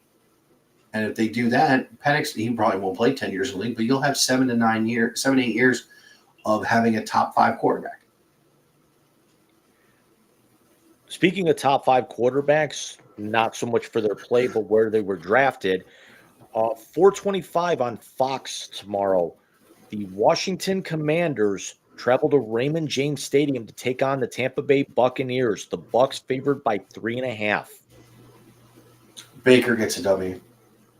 I think in the defense of his NFC South championship last year. Jaden Daniels, they've got, the one thing going for Jaden Daniels is Zach Ertz, and there's one other veteran tight end who stayed. He still has Terry McLaurin. But this is still a team that was actually one possession away from getting to the NFC title game last year. I think they kind of, I think Atlanta overtakes them, as I've already mentioned, but this is a game where I think that a lot of these first week spreads are close. I think this is the one that could potentially get out of hand. Yeah, I think Tampa's defense is still very good. Todd Bowles is a great defensive coach. New OC down there, but it's year 2 of Baker with Mike Evans and those boys down in Tampa. So I like Tampa this game. And a freshly paid Baker and Mike Evans. Well, that's what happens when your quarterback takes a pay cut to keep your wide receiver. We'll skip the final 4:25 game, as it's going to be our marquee game to talk about tonight. And we'll go to the Sunday night game. The Los Angeles Rams will head to Ford Field to take on the team that should have been in the Super Bowl last year, and that would be the Detroit Lions. And this will be the Jeff Fisher Bowl, essentially. And Detroit favored by 4.5.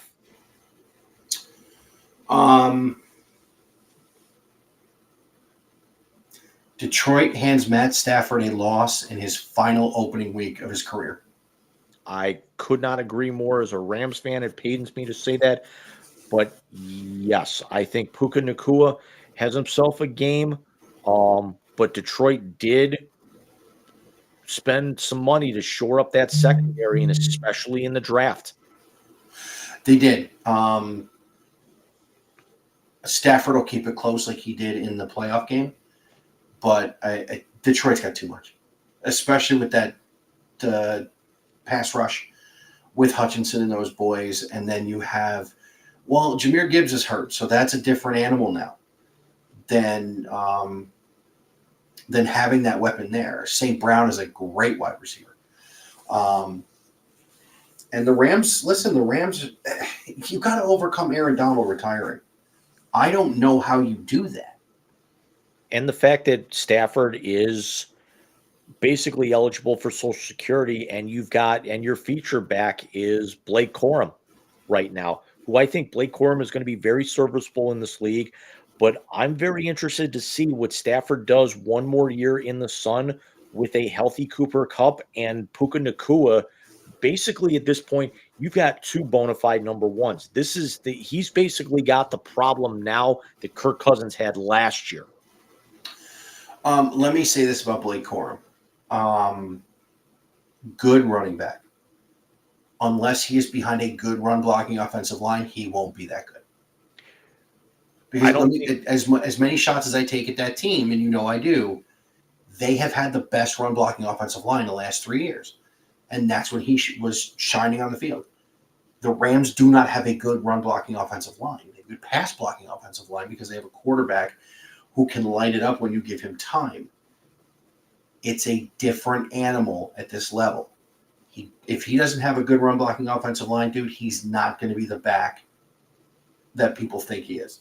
Could you see, before we move on to the final the two final games and the one involving your team will be up next.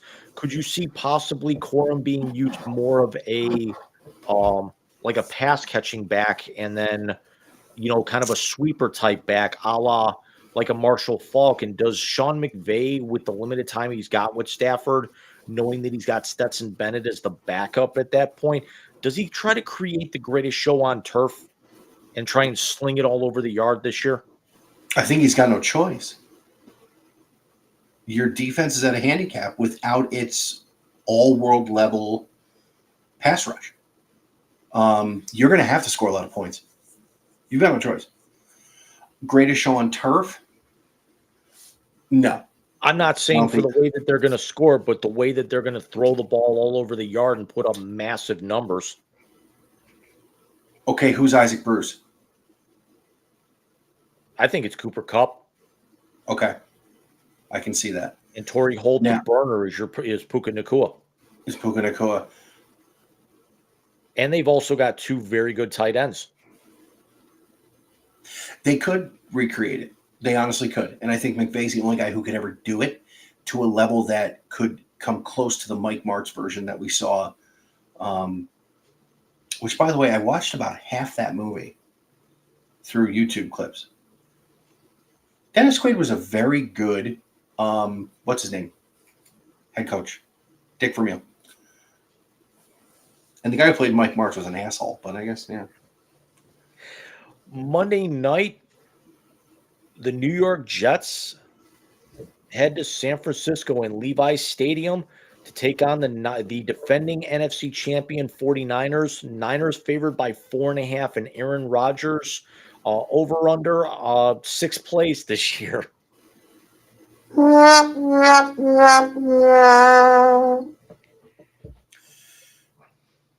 The Jets are going to take a beating Monday night. And it's not because I don't think Rodgers is healthy or good enough. It's not that I don't think their offense has enough weapons, because I think both things are true. And it's not because I think their defense is terrible. That 49er team is out to prove something. Think about it this way, Jim. This is a Super Bowl runner-up for the second time in 4 years who lost nothing. And signed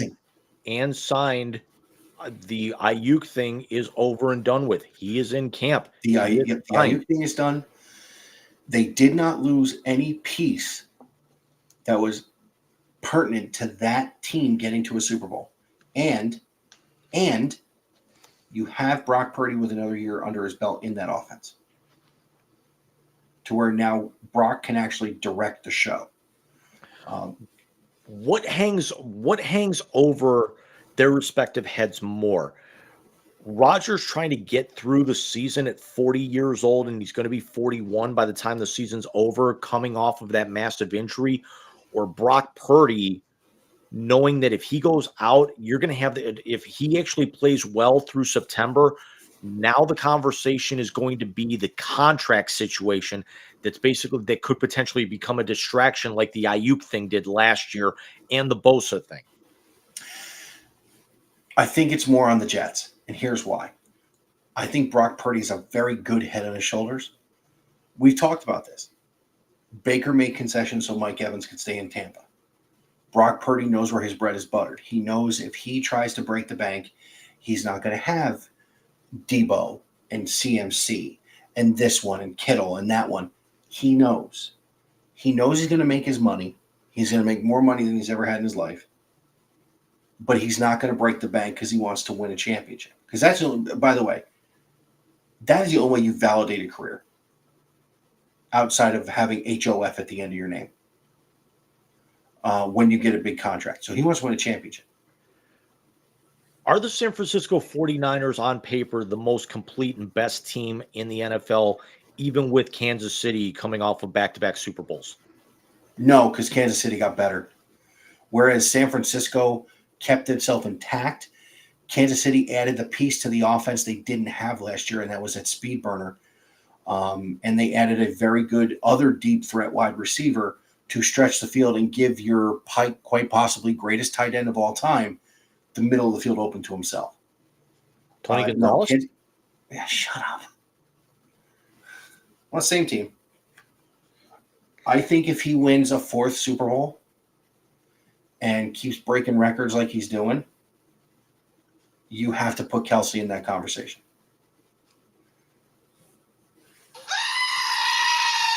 And I did not do that to be annoying, just because now we've got another year of Taylor. So I'm doing it because of her song. I know. Because I also knew you were trouble when you walked in. See what I did there?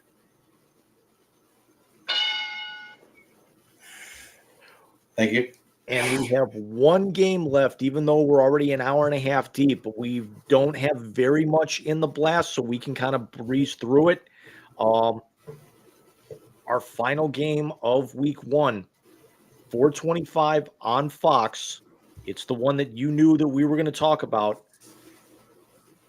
This is our year. The Dallas Cowboys head to Huntington Bank Field in Cleveland, Ohio, to face the Browns.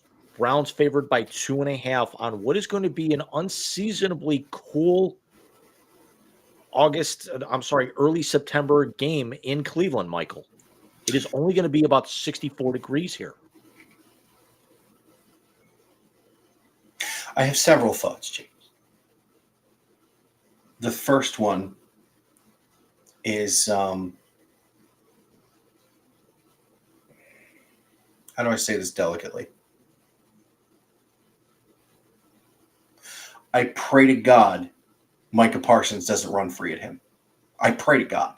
That's one of the key factors that I thought about with this, because Jedrick Wills is not going to be playing in this game tomorrow, which means Jack Conklin is going to slide from right tackle over to left.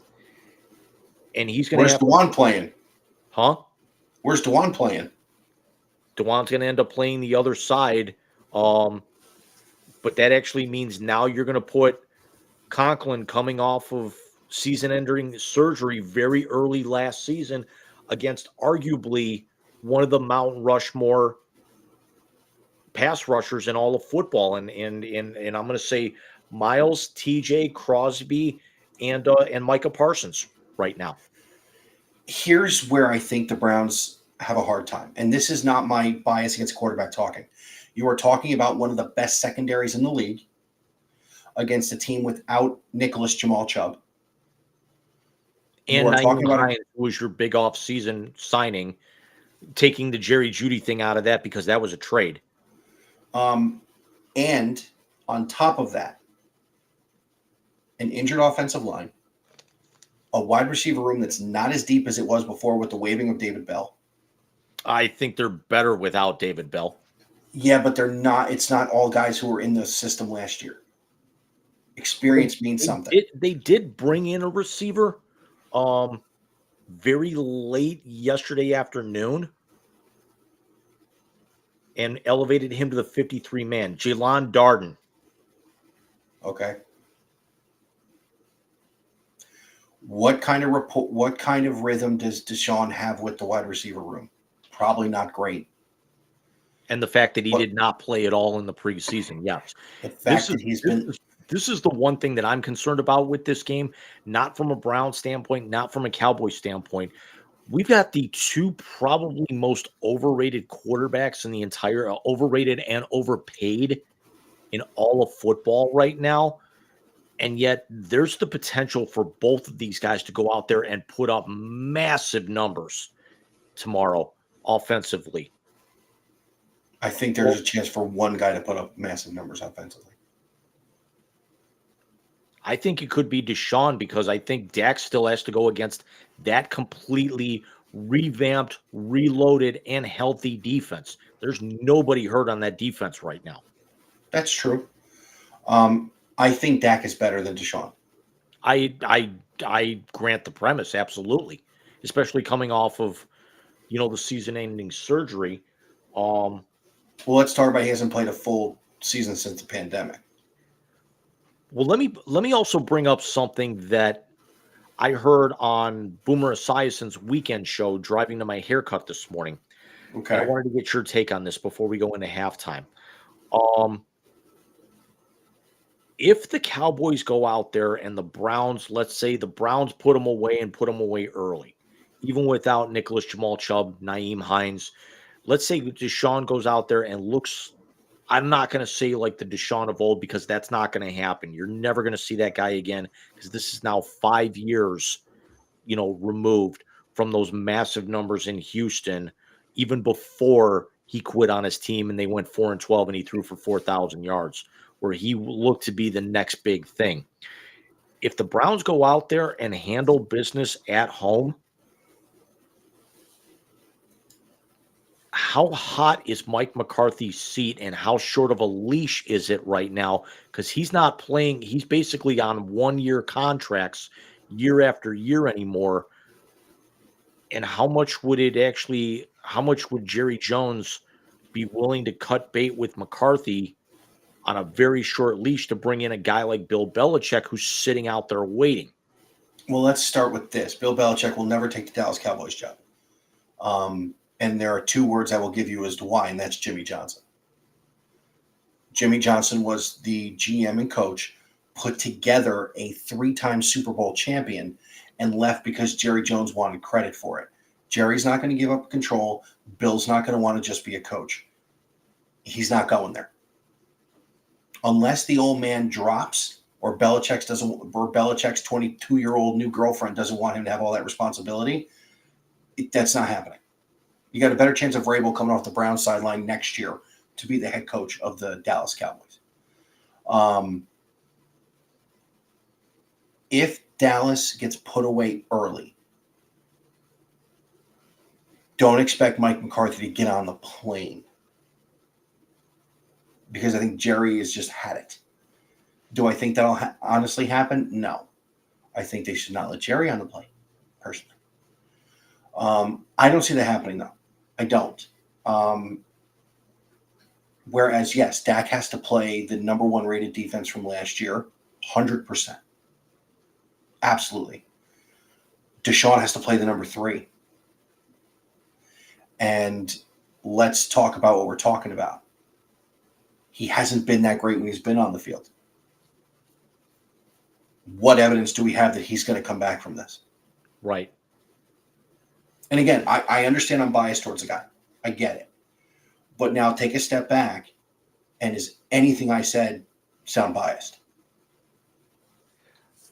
For the Browns, as Browns fans, Yes. you and this is the only tough game on their schedule that they're not predicted to win in September before you're expected to get back Hines and Chubb.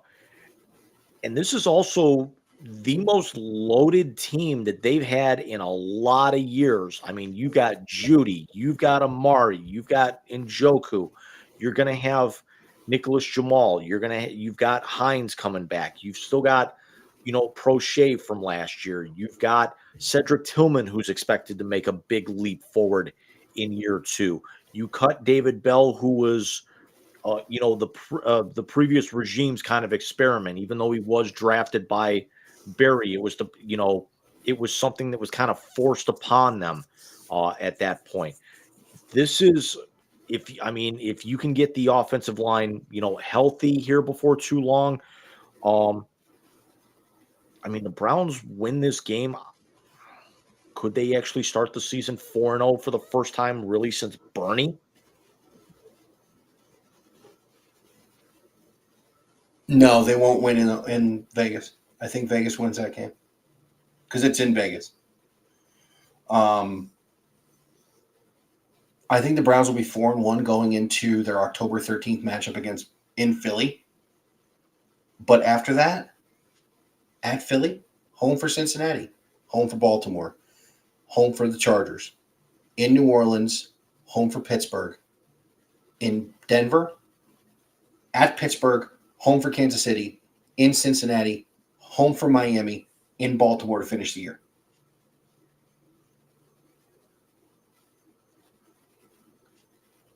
They're going to win They're going to win the Miami game because it's in Cleveland. I was just going to say night game, and they're going to split with Cincinnati because they've got Joe Burrow's number. They do. They do. Could we even be talking another sweep? Because he just cannot play against this team. Well, remember, he didn't beat them till Baker left. I think the thing that's scary is I don't think they beat Baltimore this year. Where the Browns had a problem last year was a run defense, and now you're talking about Lamar and Derrick Henry. No, not good. But if they make Lamar throw the ball, they'll win. Let me pose the question. After we look at that, let me pose the question here. Now that we look at everything, then again, I'm going to throw the question out there rhetorically, and we'll come back and revisit it next week when we recap week 1 and look ahead to week 2. If he looks like he's starting to shake the rust off a little bit here, and he comes out and he has a really good game, does he kind of push the sun back into the clouds a little bit more to avoid that, that $140 million buyout the next 2 years? Again, don't answer that. Let's put it on the shelf and save it for next week. Let me say this about the buyout thing. They're trying to build a new stadium. They cannot, unless Jimmy's putting up all the money himself, start with no quarterback. Jimmy wants a stadium. Billy's got to go with it. They're going to owe him either way. If he doesn't play out the season or if he looks like crap, they're still going to have to pay him either way. Do they cut bait and basically just, look to get somebody, whether it's a free agent or the fact that you got a draft pick next year, do you actually kind of hit the reset button knowing that this was an absolute failure of an experiment? Unless they end up picking in the top 15, you can't. You can't. If they don't make the playoffs, they're going to end up picking right around there anyway. But here's the thing. They're going to have to I'd almost, if they are playing like garbage the first half of the year, I'd almost have to tank. Because at that point in time, he's going to be a massive cap hit. If you buy him out, you're going to need that rookie quarterback. But who's really coming out? You're not going to be the number 1 pick. You're not taking Carson back. You're not going to have enough for Dylan Gabriel if he comes out. I would love Dylan Gabriel, though. My infatuation with Dylan Gabriel. I know. Here's the scary thing. If they play Midland, don't make the playoffs, do you know who they have to take? Will Howard. It'll never happen. Or the kid from Mizzou. I would not have a problem. Or the kid that just got his doors blown off by Northern Illinois. I would not have a problem with Brady Cook, but Dylan Gabriel would be so much nicer with the fact that you've got all your draft capital back basically next year. Real quick. So it's 56-0 in Columbus, but I think something big just happened. So last week they put in Devin Brown. Devin Brown's not playing. Julian Sayin, the freshman transfer from Alabama, is playing right now. And Alabama only up 12 with about 3 minutes to go, even though that they control the ball out near midfield. Could Alabama tumble a couple of spots next week for not putting South Florida away like Oregon did? It's possible. Dude, ESPN sucks. Because I still have 14-13 in the second quarter on the main part. So that's Bama. Oklahoma and Houston's coming down to the minute. We've got an hour and 44, Mike. Do we want to just go right into the blast and maybe blow through a halftime, or do you want to squeak in a quick halftime? No, let's just jump in. Okay. This is our first non-halftime in a while, James. Yeah. So speaking of the Browns, let's get to the move that both James and I think is the perfect replacement for Jim Donovan. As mentioned last week on this show. Which last week's hat trick was rough. As one of as two of the three things in the first four items we're talking about in the blast both came in last week's hat trick. But Andrew Siciliano, Jim, you're right, absolutely the perfect replacement for Jim Donovan. Why have they not committed to anything past this year? I think it's just because of the fact that you didn't have enough time to be able to put a patchwork together, so you had to basically commit to him. I don't know I don't know what Siciliano's contract is, if any, anymore with the NFL Network. You also have to figure if he does leave the NFL Network and has to come to Cleveland full time, they've got to probably line him up with a media job. So he's probably going to have to be working at one of the TV or radio stations in the area, because you're not going to have him working with, just the team. Could he do KYC? I think it's entirely possible.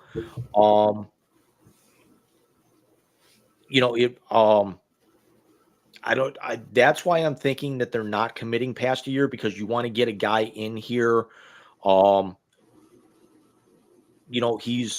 Again, as we discussed, he's not from here, but his family is.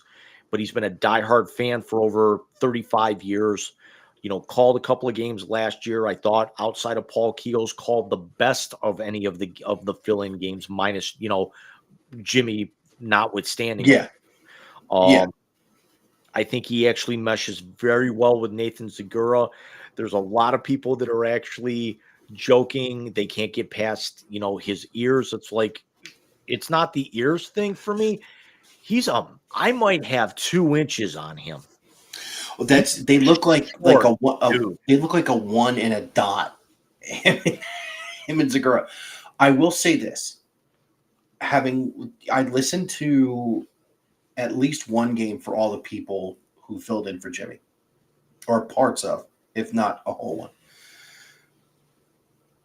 They need to sign him long term. You and I are both advocates for fans in the booth. With Howie Rose just calling home games, I hear it again. And I know that that's what I want when I open a laptop, or in this case, they're going to be on Paramount tomorrow afternoon. If I really want to watch, I can turn it on. So, yeah, Siciliano's the perfect fit. I believe he should be extended. How about taking over for Rizzo? Because Tony's supposed to retire. He is, but I mean, that's something where you're going to probably see like Goldhammer and Danny Cunningham kind of take over. You're going to see like Cunningham kind of move from off the board to maybe, kind of the side thing. Because I mean, there's other opportunities for him to kind of join up. I would not have an issue with. Then again, I don't know if it would work. But Dustin Fox just walked away from the midday show on CBS Sports Radio here in Cleveland to spend a little bit more time with his family, kind of focus in on his mental health a little bit. There were some people that were saying that Dustin Fox could actually have been a fill-in for the way that he calls some of the MAC games, regionally for ESPN and Raycom. But you need somebody who's a little bit more established and to fill those level of shoes. And again, I think that it's the perfect opportunity for Siciliano. But I this is something where I think you're going to probably see a long-term commitment, but they just kind of committed to the 1 year for right now to be able to get him here, get him locked in, and then we can talk about it later. That's not a bad move, especially with as little time as they had between Jimmy's announcement and game 1. I mean, less than 10 days. Yeah, so it's a great move. Speaking of which, let's have a little bit of fun here for a second, as we haven't already here. When they changed the name of the arena from Quicken Loans Arena to Rocket Mortgage Fieldhouse, we got a nickname from the Alan Cox Show. What do we call it? Romo Fijo. With the stadium now going to be known, even though they jumped the gun on it a little bit, as Huntington Bank Field, where Huntington Bank is based in Columbus. It is one of the 50 largest banks in the country.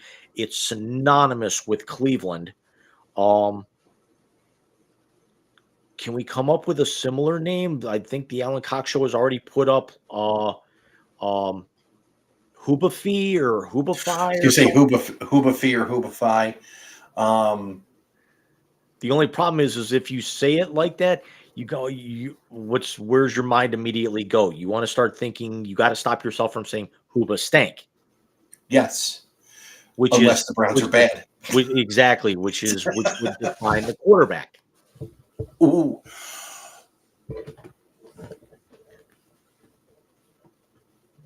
That was genius. Do I have the applause on here?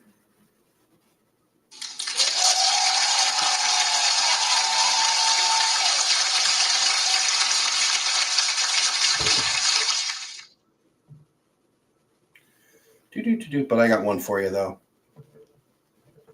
What the hell? Sorry, it's messing up. Anyways, you level up, my friend.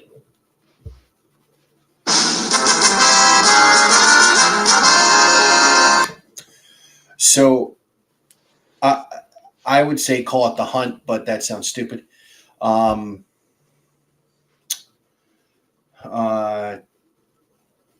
If they're bad, you can call it Huntington Bankrupt.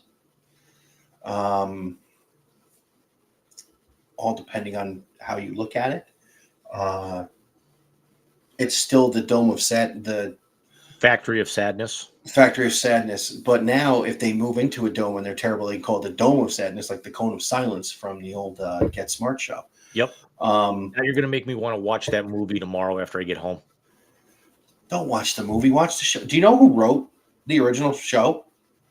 But I enjoyed the movie so much. It's one of the only Carell movies I enjoyed. Do you know who wrote the show? Mel Brooks. Hence the Cone of Silence. Listen, Jim. There are three things that are guaranteed every year. The Jets are going to Jets. The Mets are going to Mets. And the Browns are going to Browns. I thought you were going to say the thing that we brought up on the phone yesterday morning. Kicking ass, TBD, your thing here. Yeah. How do you fuck up a naming rights? Oh, I know. You're Jimmy Haslam. I mean, come on.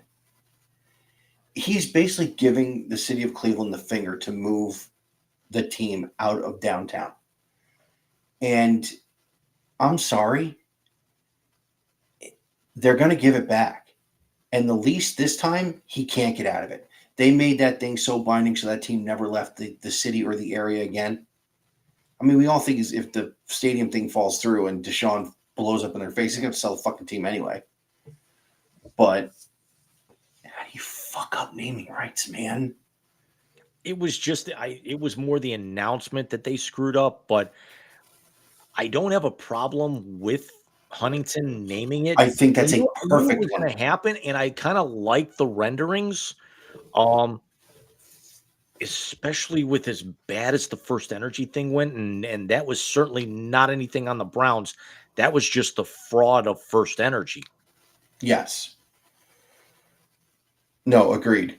Oh, by the way, Tennessee pulled away.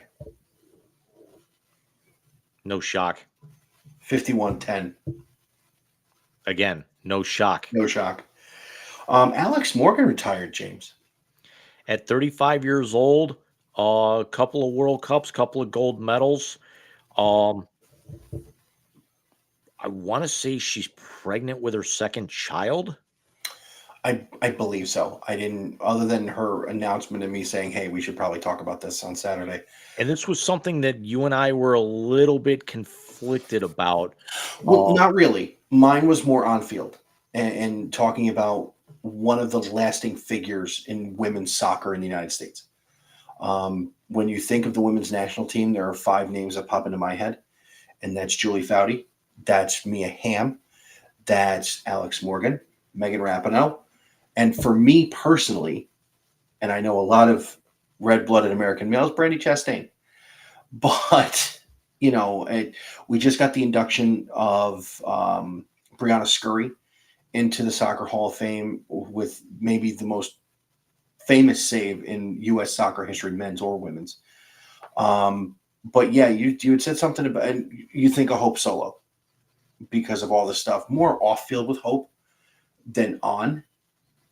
But with Alex, I was focusing on the on field. You're talking about what's still all-time leading scorer for the national. Did Megan take that over?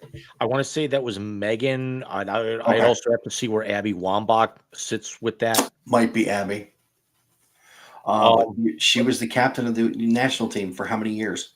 And yet what's funny is that we all remember, and basically we all had a crush on her when she first, started with the national team. It's hard to believe that it's, she's 35 now. We remember when she was 21, 22, just coming onto this team when they were buzzsawing through World Cups, even though they came up short against Japan that one year. But her more so for the on field. If anyone out there has seen the Untold Hope Solo versus USA Soccer documentary that premiered last week, you kind of see where I'm coming from, where even though you get only Hope's representation in her words, because every other member of Team USA through that time declined either personally or through USA Soccer to participate or comment. The only other member of the national team who spoke was Michelle Akers, who basically was the matriarch of that team when it really kind of rose to prominence, when Mia and Julie and all and Megan and Abby and all of them, came up. And people forgot how dominant Hope really was, but it's just also how vilified Hope Solo was, and a lot of it at her teammates, a lot of it by her teammates at their expense through the course of this. Yeah, I have not watched it, and I have to watch the Connor Stallions one, and I have to watch this one now. I don't have a attention span to do it for whatever reason. It's because I think too much at work. Honestly, when I'm not thinking about work, I'm thinking about this. Obviously, that's not family related, but even though the vilification, and yeah, they should have had their teammates back. I fully agree with you on that. We only got one side of it. Let's see if they do one with her and we find out what their side of it was. But again, from what you saw, she sounds like she's partial villain in all this, which is why I'm sticking to the on-field stuff for me when I want to think of Alex Morgan. The contributions to, I want to say 2 or 3 World Cup wins. Multiple gold medals. I want to say they won a CONCACAF Cup too, with that team, and they had that unbeaten streak that was just ungodly when Alex Morgan was on that team. So, hats off to Alex on a great career. Obviously, the U.S. national team now being carried by a baseball player's wife and an NBA Hall of Famer's daughter. Yep. And by the way, did I ever think it would be Dennis Rodman's kid who played soccer? No. Very quickly, that third aspect, and I'm going to throw the Please do. Up here. Yeah, this is coming up. the Blue Jackets are holding the memorial for Johnny on Monday at noon Eastern.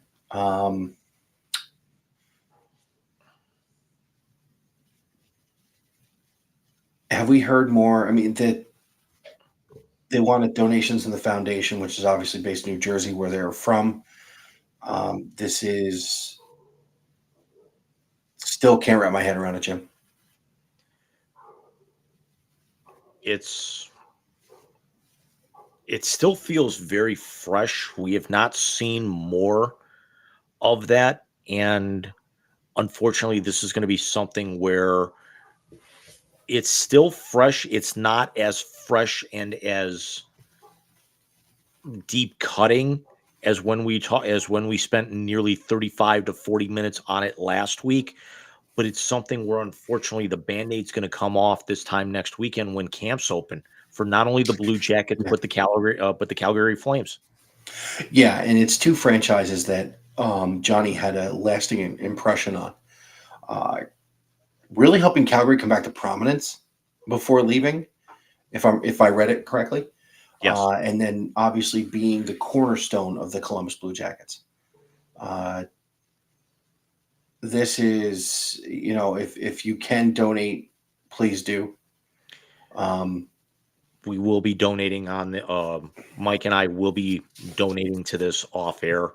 There will be a contribution made on behalf of the Wise Guys to this because it's the right thing to do. It is, and especially for people who are doing so good. And Matthew was a high school coach. I mean, he was teaching the game he loved to kids younger than him, which personally I think that's how you build a legacy. You teach people who are younger the things you learned, and you keep those lessons alive. I hope that those lessons do stay alive. I mean, you're talking about two guys who played Division I and played pro hockey in a sport that for the last 30 some years has been dominated by the United States, as far on the professional ranks anyway. Yes. Because there hasn't been a cup in Canada since 1993. And that was Calgary too, wasn't it? Montreal. Okay. And never mind that. They were very young to be taken. How old was Johnny? Johnny was 31 and Matthew was 29. Would have turned 30 first week of December. Unreal. If anybody wants to watch the live stream of the memorial service, it is Monday at noon Eastern time on the Blue Jackets website. And then, of course, we showed you where the donations to the foundation can go. And I will be, as I go back and edit the video, as I cut this week's translator, as I pull any other clips that I might put up, I will put a link to that in the description of the video on demand replay of tonight's show. So that'll be up sometime, hopefully by middle of the week as well. And again, our condolences, thoughts, prayers, hearts go out to the Gaudreau family, because this is just, it still can't wrap your head around it. And it's not just the Gaudreau family, it's the Blue Jackets, it's the Flames, it's the entire Calgary and BC. Columbus. Yeah, it's the entire community. Yeah. Hockey lost a good one. Yes. So let's get to some happier stuff, and we're going to talk about let's talk about Caitlin Clark and the WNBA and my new segment I'm debuting, and I'm calling it Hunting for Hood Rats, because can I just I knew you'd like that. All right. We have heard hate in sports media for years, whether it be the LeBron Jordan debate, whether it be who the best quarterback is, who the MVP is, who won a trade, or which free agent was a waste of money. the level of horrendous bullshit that has come out of the WNBA media by and large, especially at that fucking waste of space in Stamford, Connecticut, is hysterical and borderline horrific.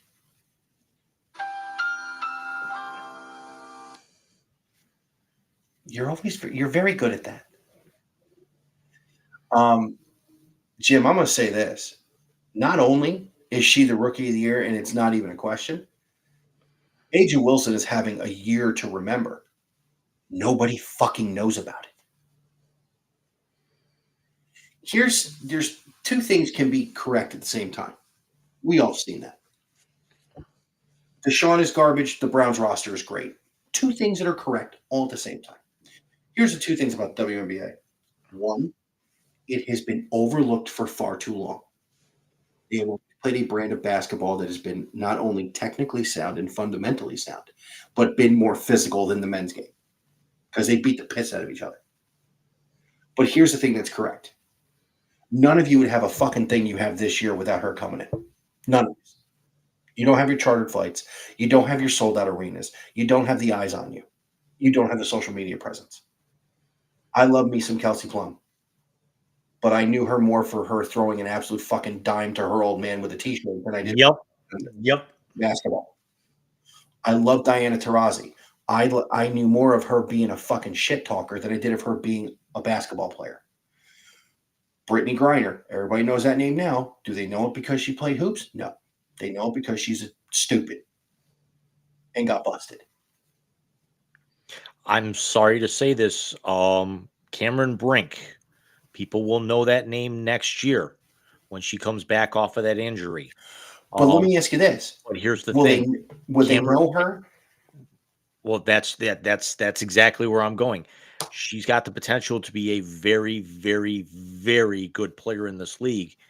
Is she going to be known by that primarily? You find her intensely attractive. I think she's good looking. Not my type. That's the kind of thing. Again, that's just the way it is. But again, would she have that spotlight on her in that way? Now, mind you, who her godfather is, yes, and who her family relation is, would bring her a little more because it is Steph Curry. Dell is her godfather. I mean, it's plain and simple. Would we know about Cameron Brink without Caitlin? Would the eyes have been on the draft class that she was in without Caitlin? Right. The thing I mentioned during the hat trick, Angel Reese is done for the year. So the rookie of the year is sewn up.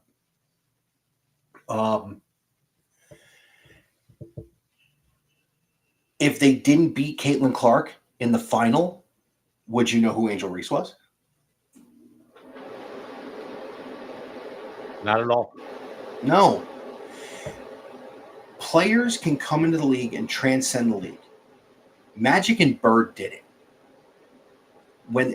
Think about this. Magic Johnson was a rookie. Kareem got hurt, and he jumped center and scored 42 points in the last game of the NBA Finals as a rookie. The next year, and he didn't win Rookie of the Year, by the way. Larry won Rookie of the Year. Michael didn't set the world on fire when he came out in '83. No, he didn't. Michael didn't start really kind of rising to prominence until around '85. And even then, Michael didn't really do anything until '91.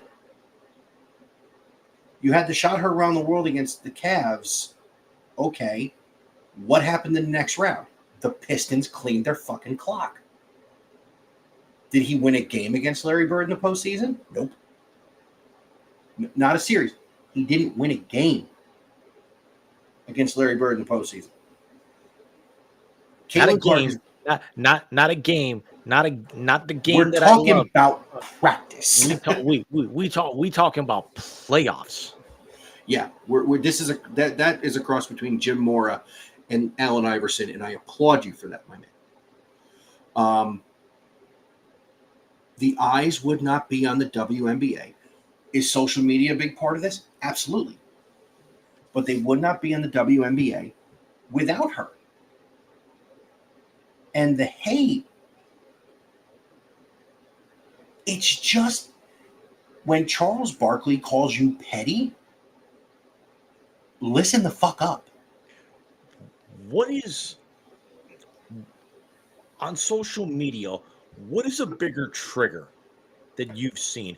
I'm not saying by sheer volume, but basically by the people discussing it. Caitlyn versus Angel, or Madam Vice President and Quite frankly, I'm a worthless fucking fat ass who shits his pants. where you take up one side and the other side is completely vilified. There's no middle ground with this. Either scenario, I think.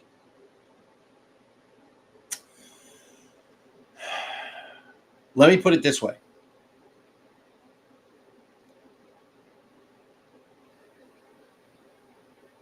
Madam Vice President's support does not seem cult-like.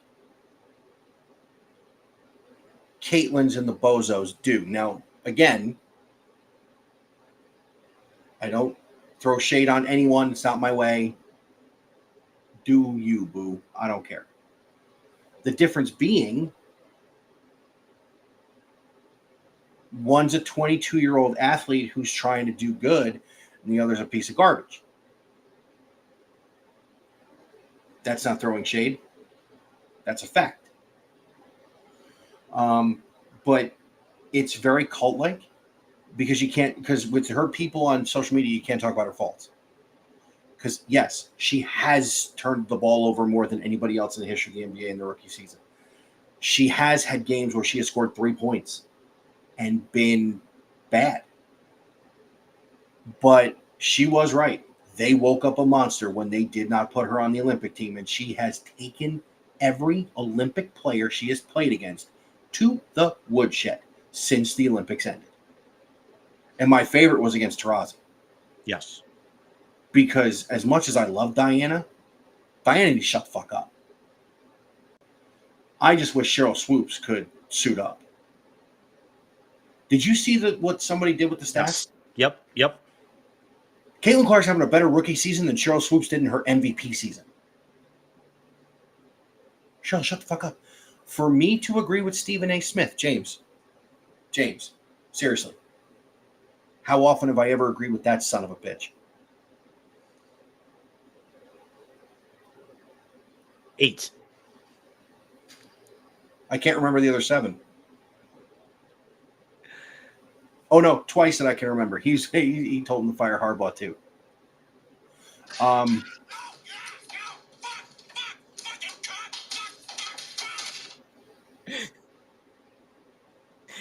I thought you were going to do the other one.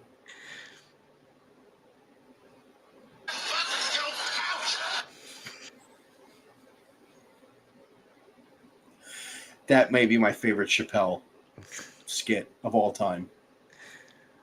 More than Clayton Bigsby, the black-white supremacist, though? Yes. Because I honestly believe Rick James did that. Clayton Bigsby was a sketch. The Rick James stuff was fucking real. Because remember, Jim, cocaine's a powerful drug. Dug my eagles in his couch.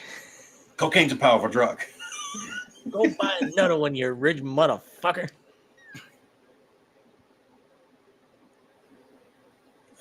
I can't even with you sometimes. But yeah, no, it's getting to be stupid. She has taken a team that won how many games last year? Not many. They're in the playoffs. And let me just say this. Brianna and Sabrina better watch their ass. Because if the Fever can dictate pace, they're not easy to beat. They're 18 and 17. I don't know how many games are left in the regular season, so I don't think they're going to catch Seattle for 5th. because Seattle's 3 full games ahead of them. But remember, this was a team that started out like 2-10 or something like that. Something like that. But hold on a second. Indiana Fever record. I got it. Okay. They were 13-27 last year and missed the playoffs by 5 games. Okay. So they've already improved by 5 games in the win-loss column. So that's 18. So there's 40 games. 40 games. So they're 18. They're 30. They got 5 games left. If they go 22-18 and basically flip the record from last year, yeah. How is she not finishing second to Asia Wilson in the MVP? Right now, they would match up with Connecticut for if the playoffs were to start today. Who I think they've beaten twice. Hey, look, could you imagine if she wins a title? I don't think it's going to happen. No. I think New York's too good. Minnesota are this year. New York and Minnesota are too good this year. And you got the champs who are playing well right now too. So I think the only bad thing that's going to come out of this is that they're not going to end up being low enough to where we could have gotten the dream. At this particular point, let me take that a step further. The wet dream scenario that we all would have had with them next year, and I'm not even talking about looks or anything, but basically Aaliyah Boston, Caitlin, and Paige Beckers all on that team next year. Paige runs the 2, and Caitlin gets to play point. Oh my God! You see the pass here tonight she made to. That was just done dirty.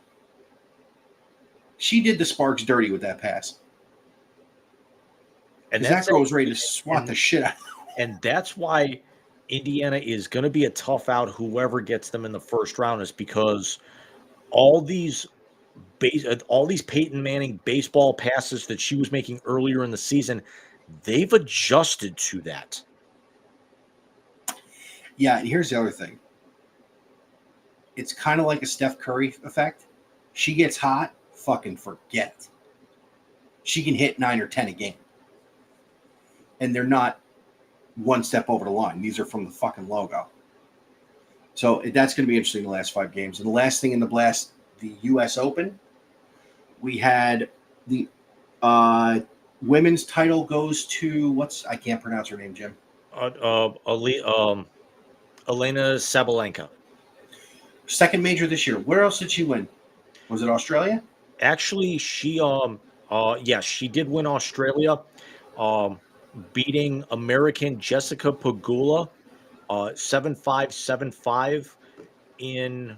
Jessica Pegula was 6th in the draw and knocked out Iga Swiatek, the top overall seed, in the semifinals. Had to rally from a set down in the beat Swiatek in the quarterfinals. Had to rally from a set down to win in the semifinals, and had never made a Grand Slam semifinal. Was 0-6 in quarterfinals in Grand Slams in her career, and dropped the first set. Then lost the first 3 games of the second set, battled back, led 5-3, and then Sabalenka just completely took over and won 7-5 in the tiebreaker in the second set. And Sabalenka will go to number 1 in the world after winning her second major this year. Pegula is really the American hope, besides Coco Gauff, to take women's tennis back to a level it was. I'm going to say pre-Venus and Serena, because they really became the 2 American entities at one point in time. But I'm thinking more the Lindsay Davenport age, the Jennifer Capriati's, the Monica Seles, Martina Hingis, those days, the post-Chrissy and Martina days. And there was a possibility had Jessica Pegula pulled this off, this was going to be in the hat trick for a couple of reasons. Number one, it's an American winning at Flushing Meadows. Number 2, Pegula's first ever Grand Slam final, again after 0-6 in the quarters. Number 3, she's basically the hometown girl. Her father is Terry Pegula. Her mother is Kim Pegula. If that name sounds familiar, they are the owners of the Buffalo Bills and the Buffalo Sabres. You think they're going to try and marry their kid off to Josh Allen? No, because Josh Allen's getting romantic nudges and everything online from Haley Steinfeld, so he is winning at life. Yes. You think she'll let him meet Jeremy Renner? I don't think he cares right now. It's Renner. I get that it's Jeremy Renner, but it's also Josh frickin' Allen. You're a top 5 quarterback in football. I get that you're talking to Hawkeye. He's a fucking Avenger. He's an Avenger, but Josh Allen's a top 5 quarterback in the NFL, has got multi-million dollars worth of marketing and is also being courted. He's actually, from what we're seeing, she's hitting on him. Sign me up for this, please. Do you know what the difference between Jeremy Renner and Josh Allen is? Renner hits the right targets.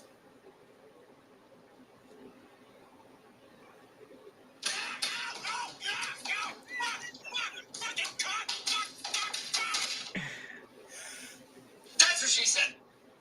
Wait. There's only one other thing I can play for you with that one.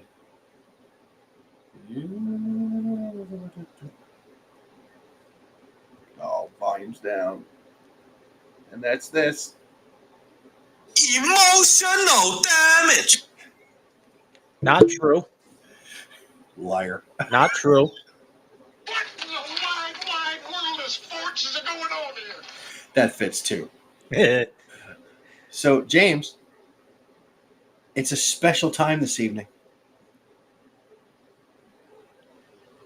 It's band practice, but it's a very special band practice.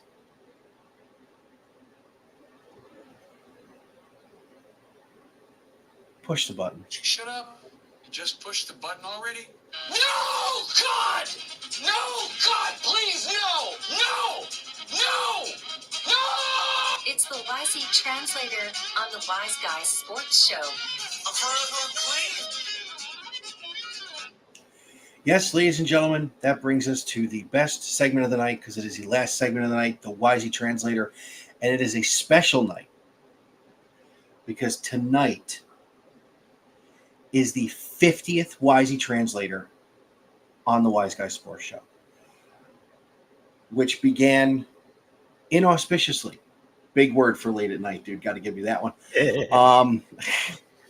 As part of our first ever live draft reaction with Alex, when we put Jacoby Brissett in the YZ Translator and came up with Sanika Wallace.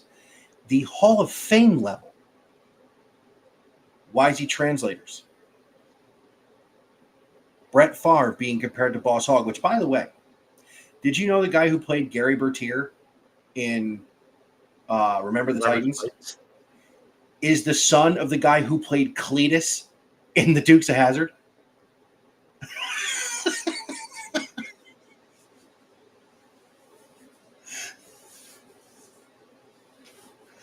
So we have connections all over the sports world there. Jim's best of will always be Douche Canoe. It's just, dude, it's just the best.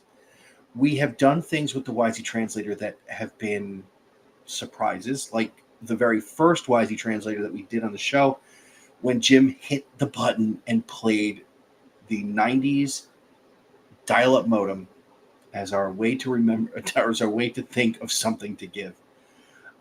We've had everything from borderline X-rated comments by Patrick to not even borderline, they were X-rated, to the comparison of a once great WWE champion to a shitty actor. And NBA players being insurance policies and former head coaches in the NFL and college being compared to the Hamburglar from McDonald's. So, James, if you could please reveal tonight's header for the Wisey Translator. We're going to take a little bit of a trip down memory lane. Oh, are we?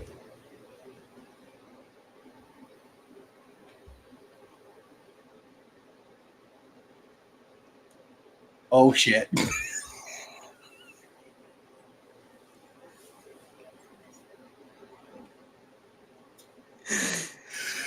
Oh, my God. Stepmom companionship is donations. You're going to get me in trouble, dude. Stepmom stuck in dryer wouldn't fit in one line. That's very true. And it's funny that she's already been seen at a game. Anyway. Wearing similar boots like they would wear. Yes. Very much so. I fucking can't even with you sometimes, man.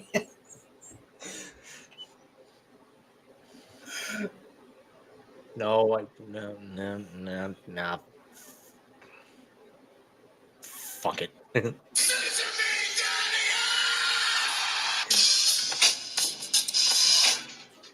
So if Lisa Ann can portray Sarah Palin, who can we get to portray Taylor?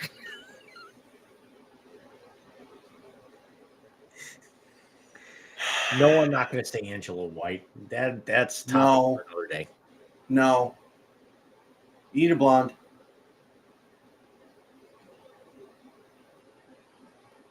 No, I'm not going to research this tonight. Maybe tomorrow. Yeah. So, as we have always done, I will give the first name in tonight's 50th Wisey Translator. And I'm going to go there. I'm going to give James the newest crying meme on the internet. And James, your first name in tonight's Wisey Translator is Team Up North head coach Sharon Moore.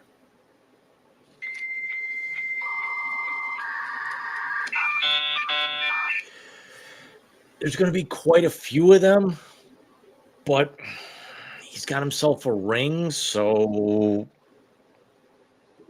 collect your tears to quote Psycho Stick, collect your tears in a vial and mix them in a cocktail. Well put. Hey, can I ask you a question? It is being serious. You said. Shut the fuck up. Can I ask you a third question? Okay. Is he going to be painted as a scapegoat? Or a fall guy? He's going to have to, but you're not going to see them cut him. Unless they actually unless they go 4-8 or something like that. Even so, they've got, it's not going to, he's going to be,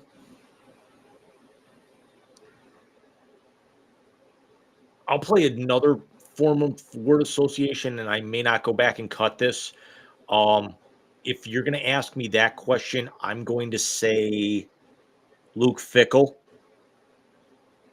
Okay, when he took over for Herb. You should leave that in because that is a very apt comparison. But I will say this: depending on what the NCAA finds and publishes, he may get broken off. Because if he's a bigger part of this, if it's him, Connor, and Harbaugh, let's say, and again, we won't know that for another year or so anyway, and they have to vacate shit, he's gone. But he'll end up in San Diego, or LA. I was actually going to say, when you get a chance, and we'll go back and we'll talk about it throughout the course of the season, but you still have to go and watch the Michigan documentary on Netflix. Speaking of Netflix, something that just unfortunately is not going to fit into the schedule right now. He's not going to be the name that I'm going to give you tonight.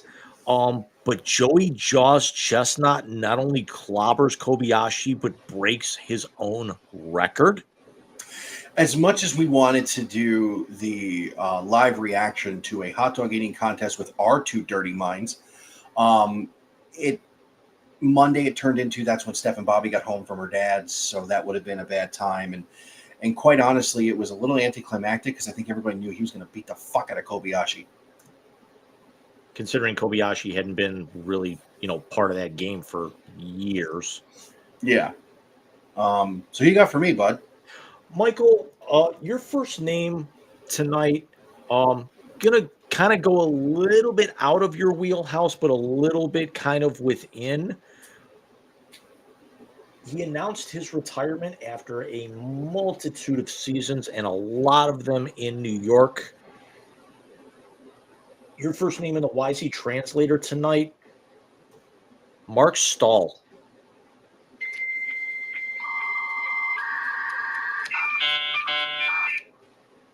I'll always remember him because he had the same last name as the big dude from Iceland in fucking Mighty Ducks movie.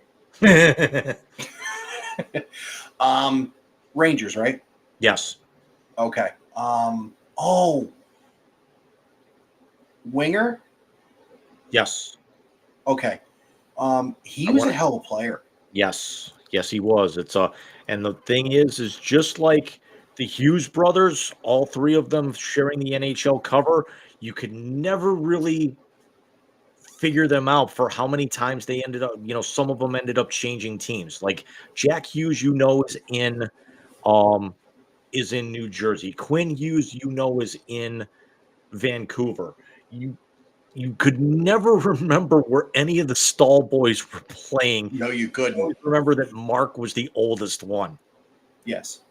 And Gunnar is our long lost cousin. I can't. You're terrible, dude. I know. Love you to death. You're terrible. I am, but it's funny. So, James, I am going to give you a second head coach in this evening's special YZ Translator, and I have a third for you tonight. Your second name is Notre Dame head coach Marcus Freeman.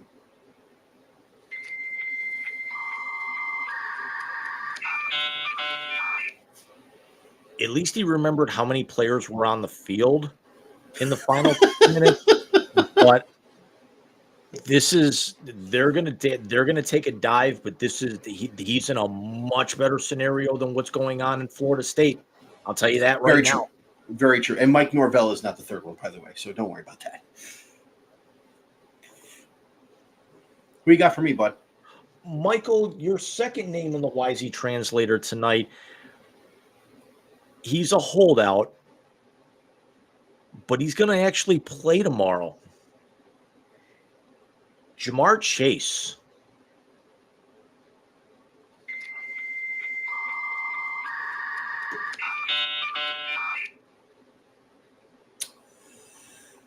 Let's see. There's so many ways I could go here, but I'm going to go with a message for Jamar Chase. Shut the fuck up. You've already played in a Super Bowl. Get on a goddamn field and play. Do you understand? The Cincinnati Bengals have been around for almost 50 years. They've been to 3 Super Bowls. You were on one of the teams. Shut the fuck up. So James, your third and final name this evening in the YZ Translator is, well, I'm going to go here. You have already given your opinion on him, but I would like to hear more. Your third and final name is the initial name in the translator's backup, Drake May.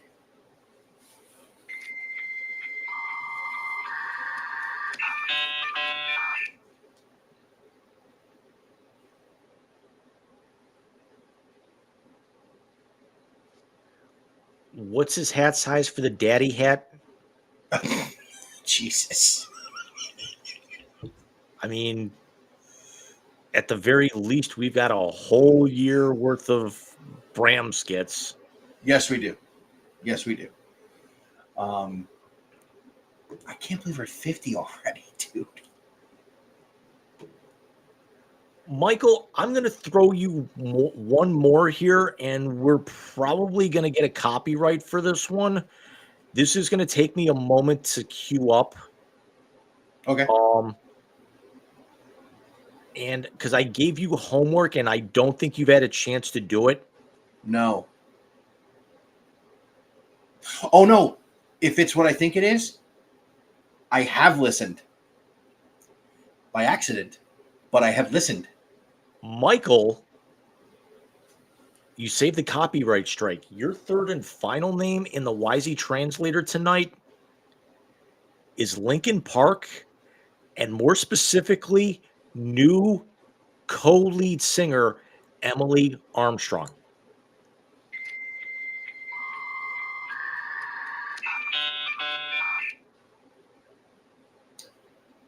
Damn. Just damn. And I found it by accident because I had every intention of listening. And then I'm flipping through TikTok and it came up. And I'm listening to her sing Chester. And I'm like, this is interesting. And I heard, and it was in the end. And she's so good. And the funny thing is, it's the same register. It's the one thing I didn't expect.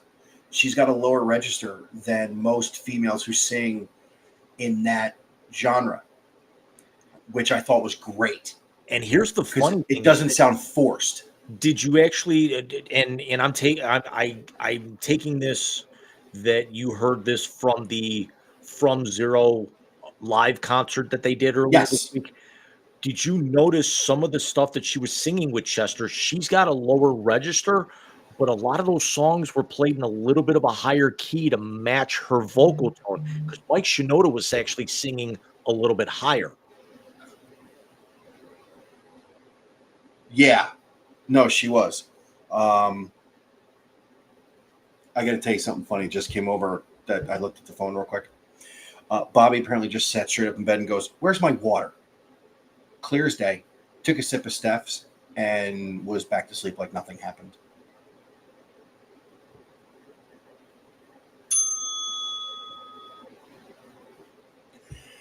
Because apparently scared mommy.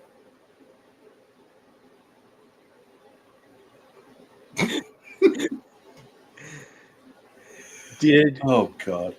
Did he sit up like the Undertaker or Kane? He's done it before. He's done it before. When he rolls his eyes in the back of his head like his Uncle Jim does.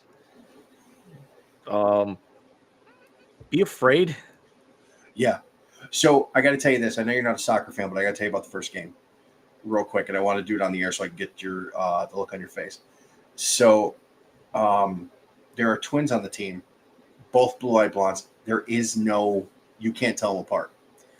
I said to their mom jokingly, I said, "You got to write their names on the back of the shirt." She wrote their names on the back of the shirt. And they wear different color socks. Two of the girls on the team, one is named after a certain favorite color of mine because her family's from Columbus. And the other one reminds me of my older son because I say to one of the Jacks or Jackson, I go, "Hey, kick the ball. Got to kick it that way." And she'll look at me, smile, and go like this, and kick it herself, which was hilarious. But Bobby straight ran at somebody and shoved the shit out of him. And at this age, out of they don't. soccer. No. This person didn't have a chance to flop. He straight body checked him like he was playing hockey. That's what I'm saying. The best way to get flopping out of soccer is don't give them a reason to flop. Knock him over. So we actually have a game Monday, Tuesday this week. For some reason, they're all during the week. Now I thought about it. Nonetheless. Yeah, and well, it's 8 games in 4 weeks, dude. It's twice a week for September. They don't play after September. Quick impression of Michael.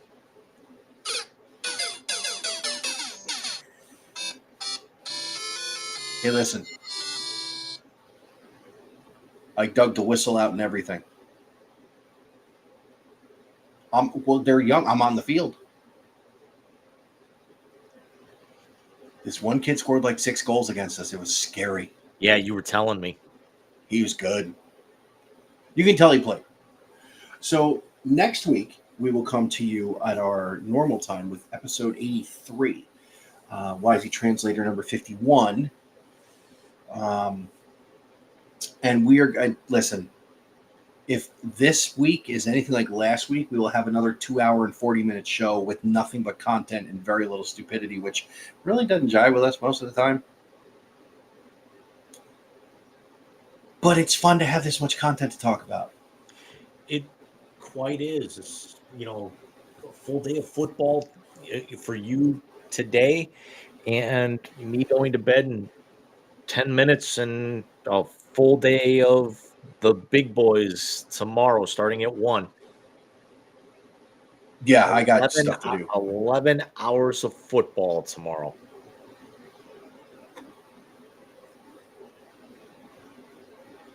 I'm more concerned with the Mets going for 10 in a row tomorrow. Arguable, debatable, yeah. Because right now, just real quick, a quick standings update for you before we go to bed for the night. And it just went final, and in Chavez Ravine, 7-2 Dodgers. Yep. In the standings right now, the New York Mets are in second place, 7 games behind the Philadelphia Phillies, and hold the third wild card, and are only a half game behind Arizona for the second wild card. And the Chicago White Sox have lost their 111th game in losing to Boston tonight. Mike, you want the number? You want the record? It's going down, man. It is. They need to go like 7. They need to have like 17 wins in their last 19 games to avoid that record. No, if they go 8-9 in their last 17, they tie it. 8-9 in their last 17 for a team that actually had 3 double-digit losing streaks and has only won 31 games all year, and you're expecting them to basically win a quarter of that over the course of the last 3 weeks? In the immortal words of Joseph Gordon-Levitt's co-star in Angels in the Outfield, hey, it could happen. I don't remember the kid's name. You want to talk about a good list of actors in a movie that was just dumb. Danny Glover, Joseph Gordon-Levitt, Tony Danza, the guy from You know Tony Danza, the guy who Elton John wrote the song about. On that note, we will see you guys next Saturday, 9 p.m., episode 83. Have a great week, and enjoy week 1 of the end of week 1 of the NFL, and just pray Aaron Rodgers gets through the first quarter. That's all I through the first quarter. And it's not for me. It's not for me. It's for my old man. Fan like me. Can he maybe go through the second series? No, if you're a Bills fan like you hope Josh Allen ain't colorblind Sunday. From talking colorblindness to the colorblind guy, yeah. That wasn't a shot at you. Final episode of the YZ show. So we want to thank you very much for the last 2.5 years. It's been a ride, and Michael, I will see you in hell. Well, that last part was going to happen either way. See you next week, everybody. Good night, everybody.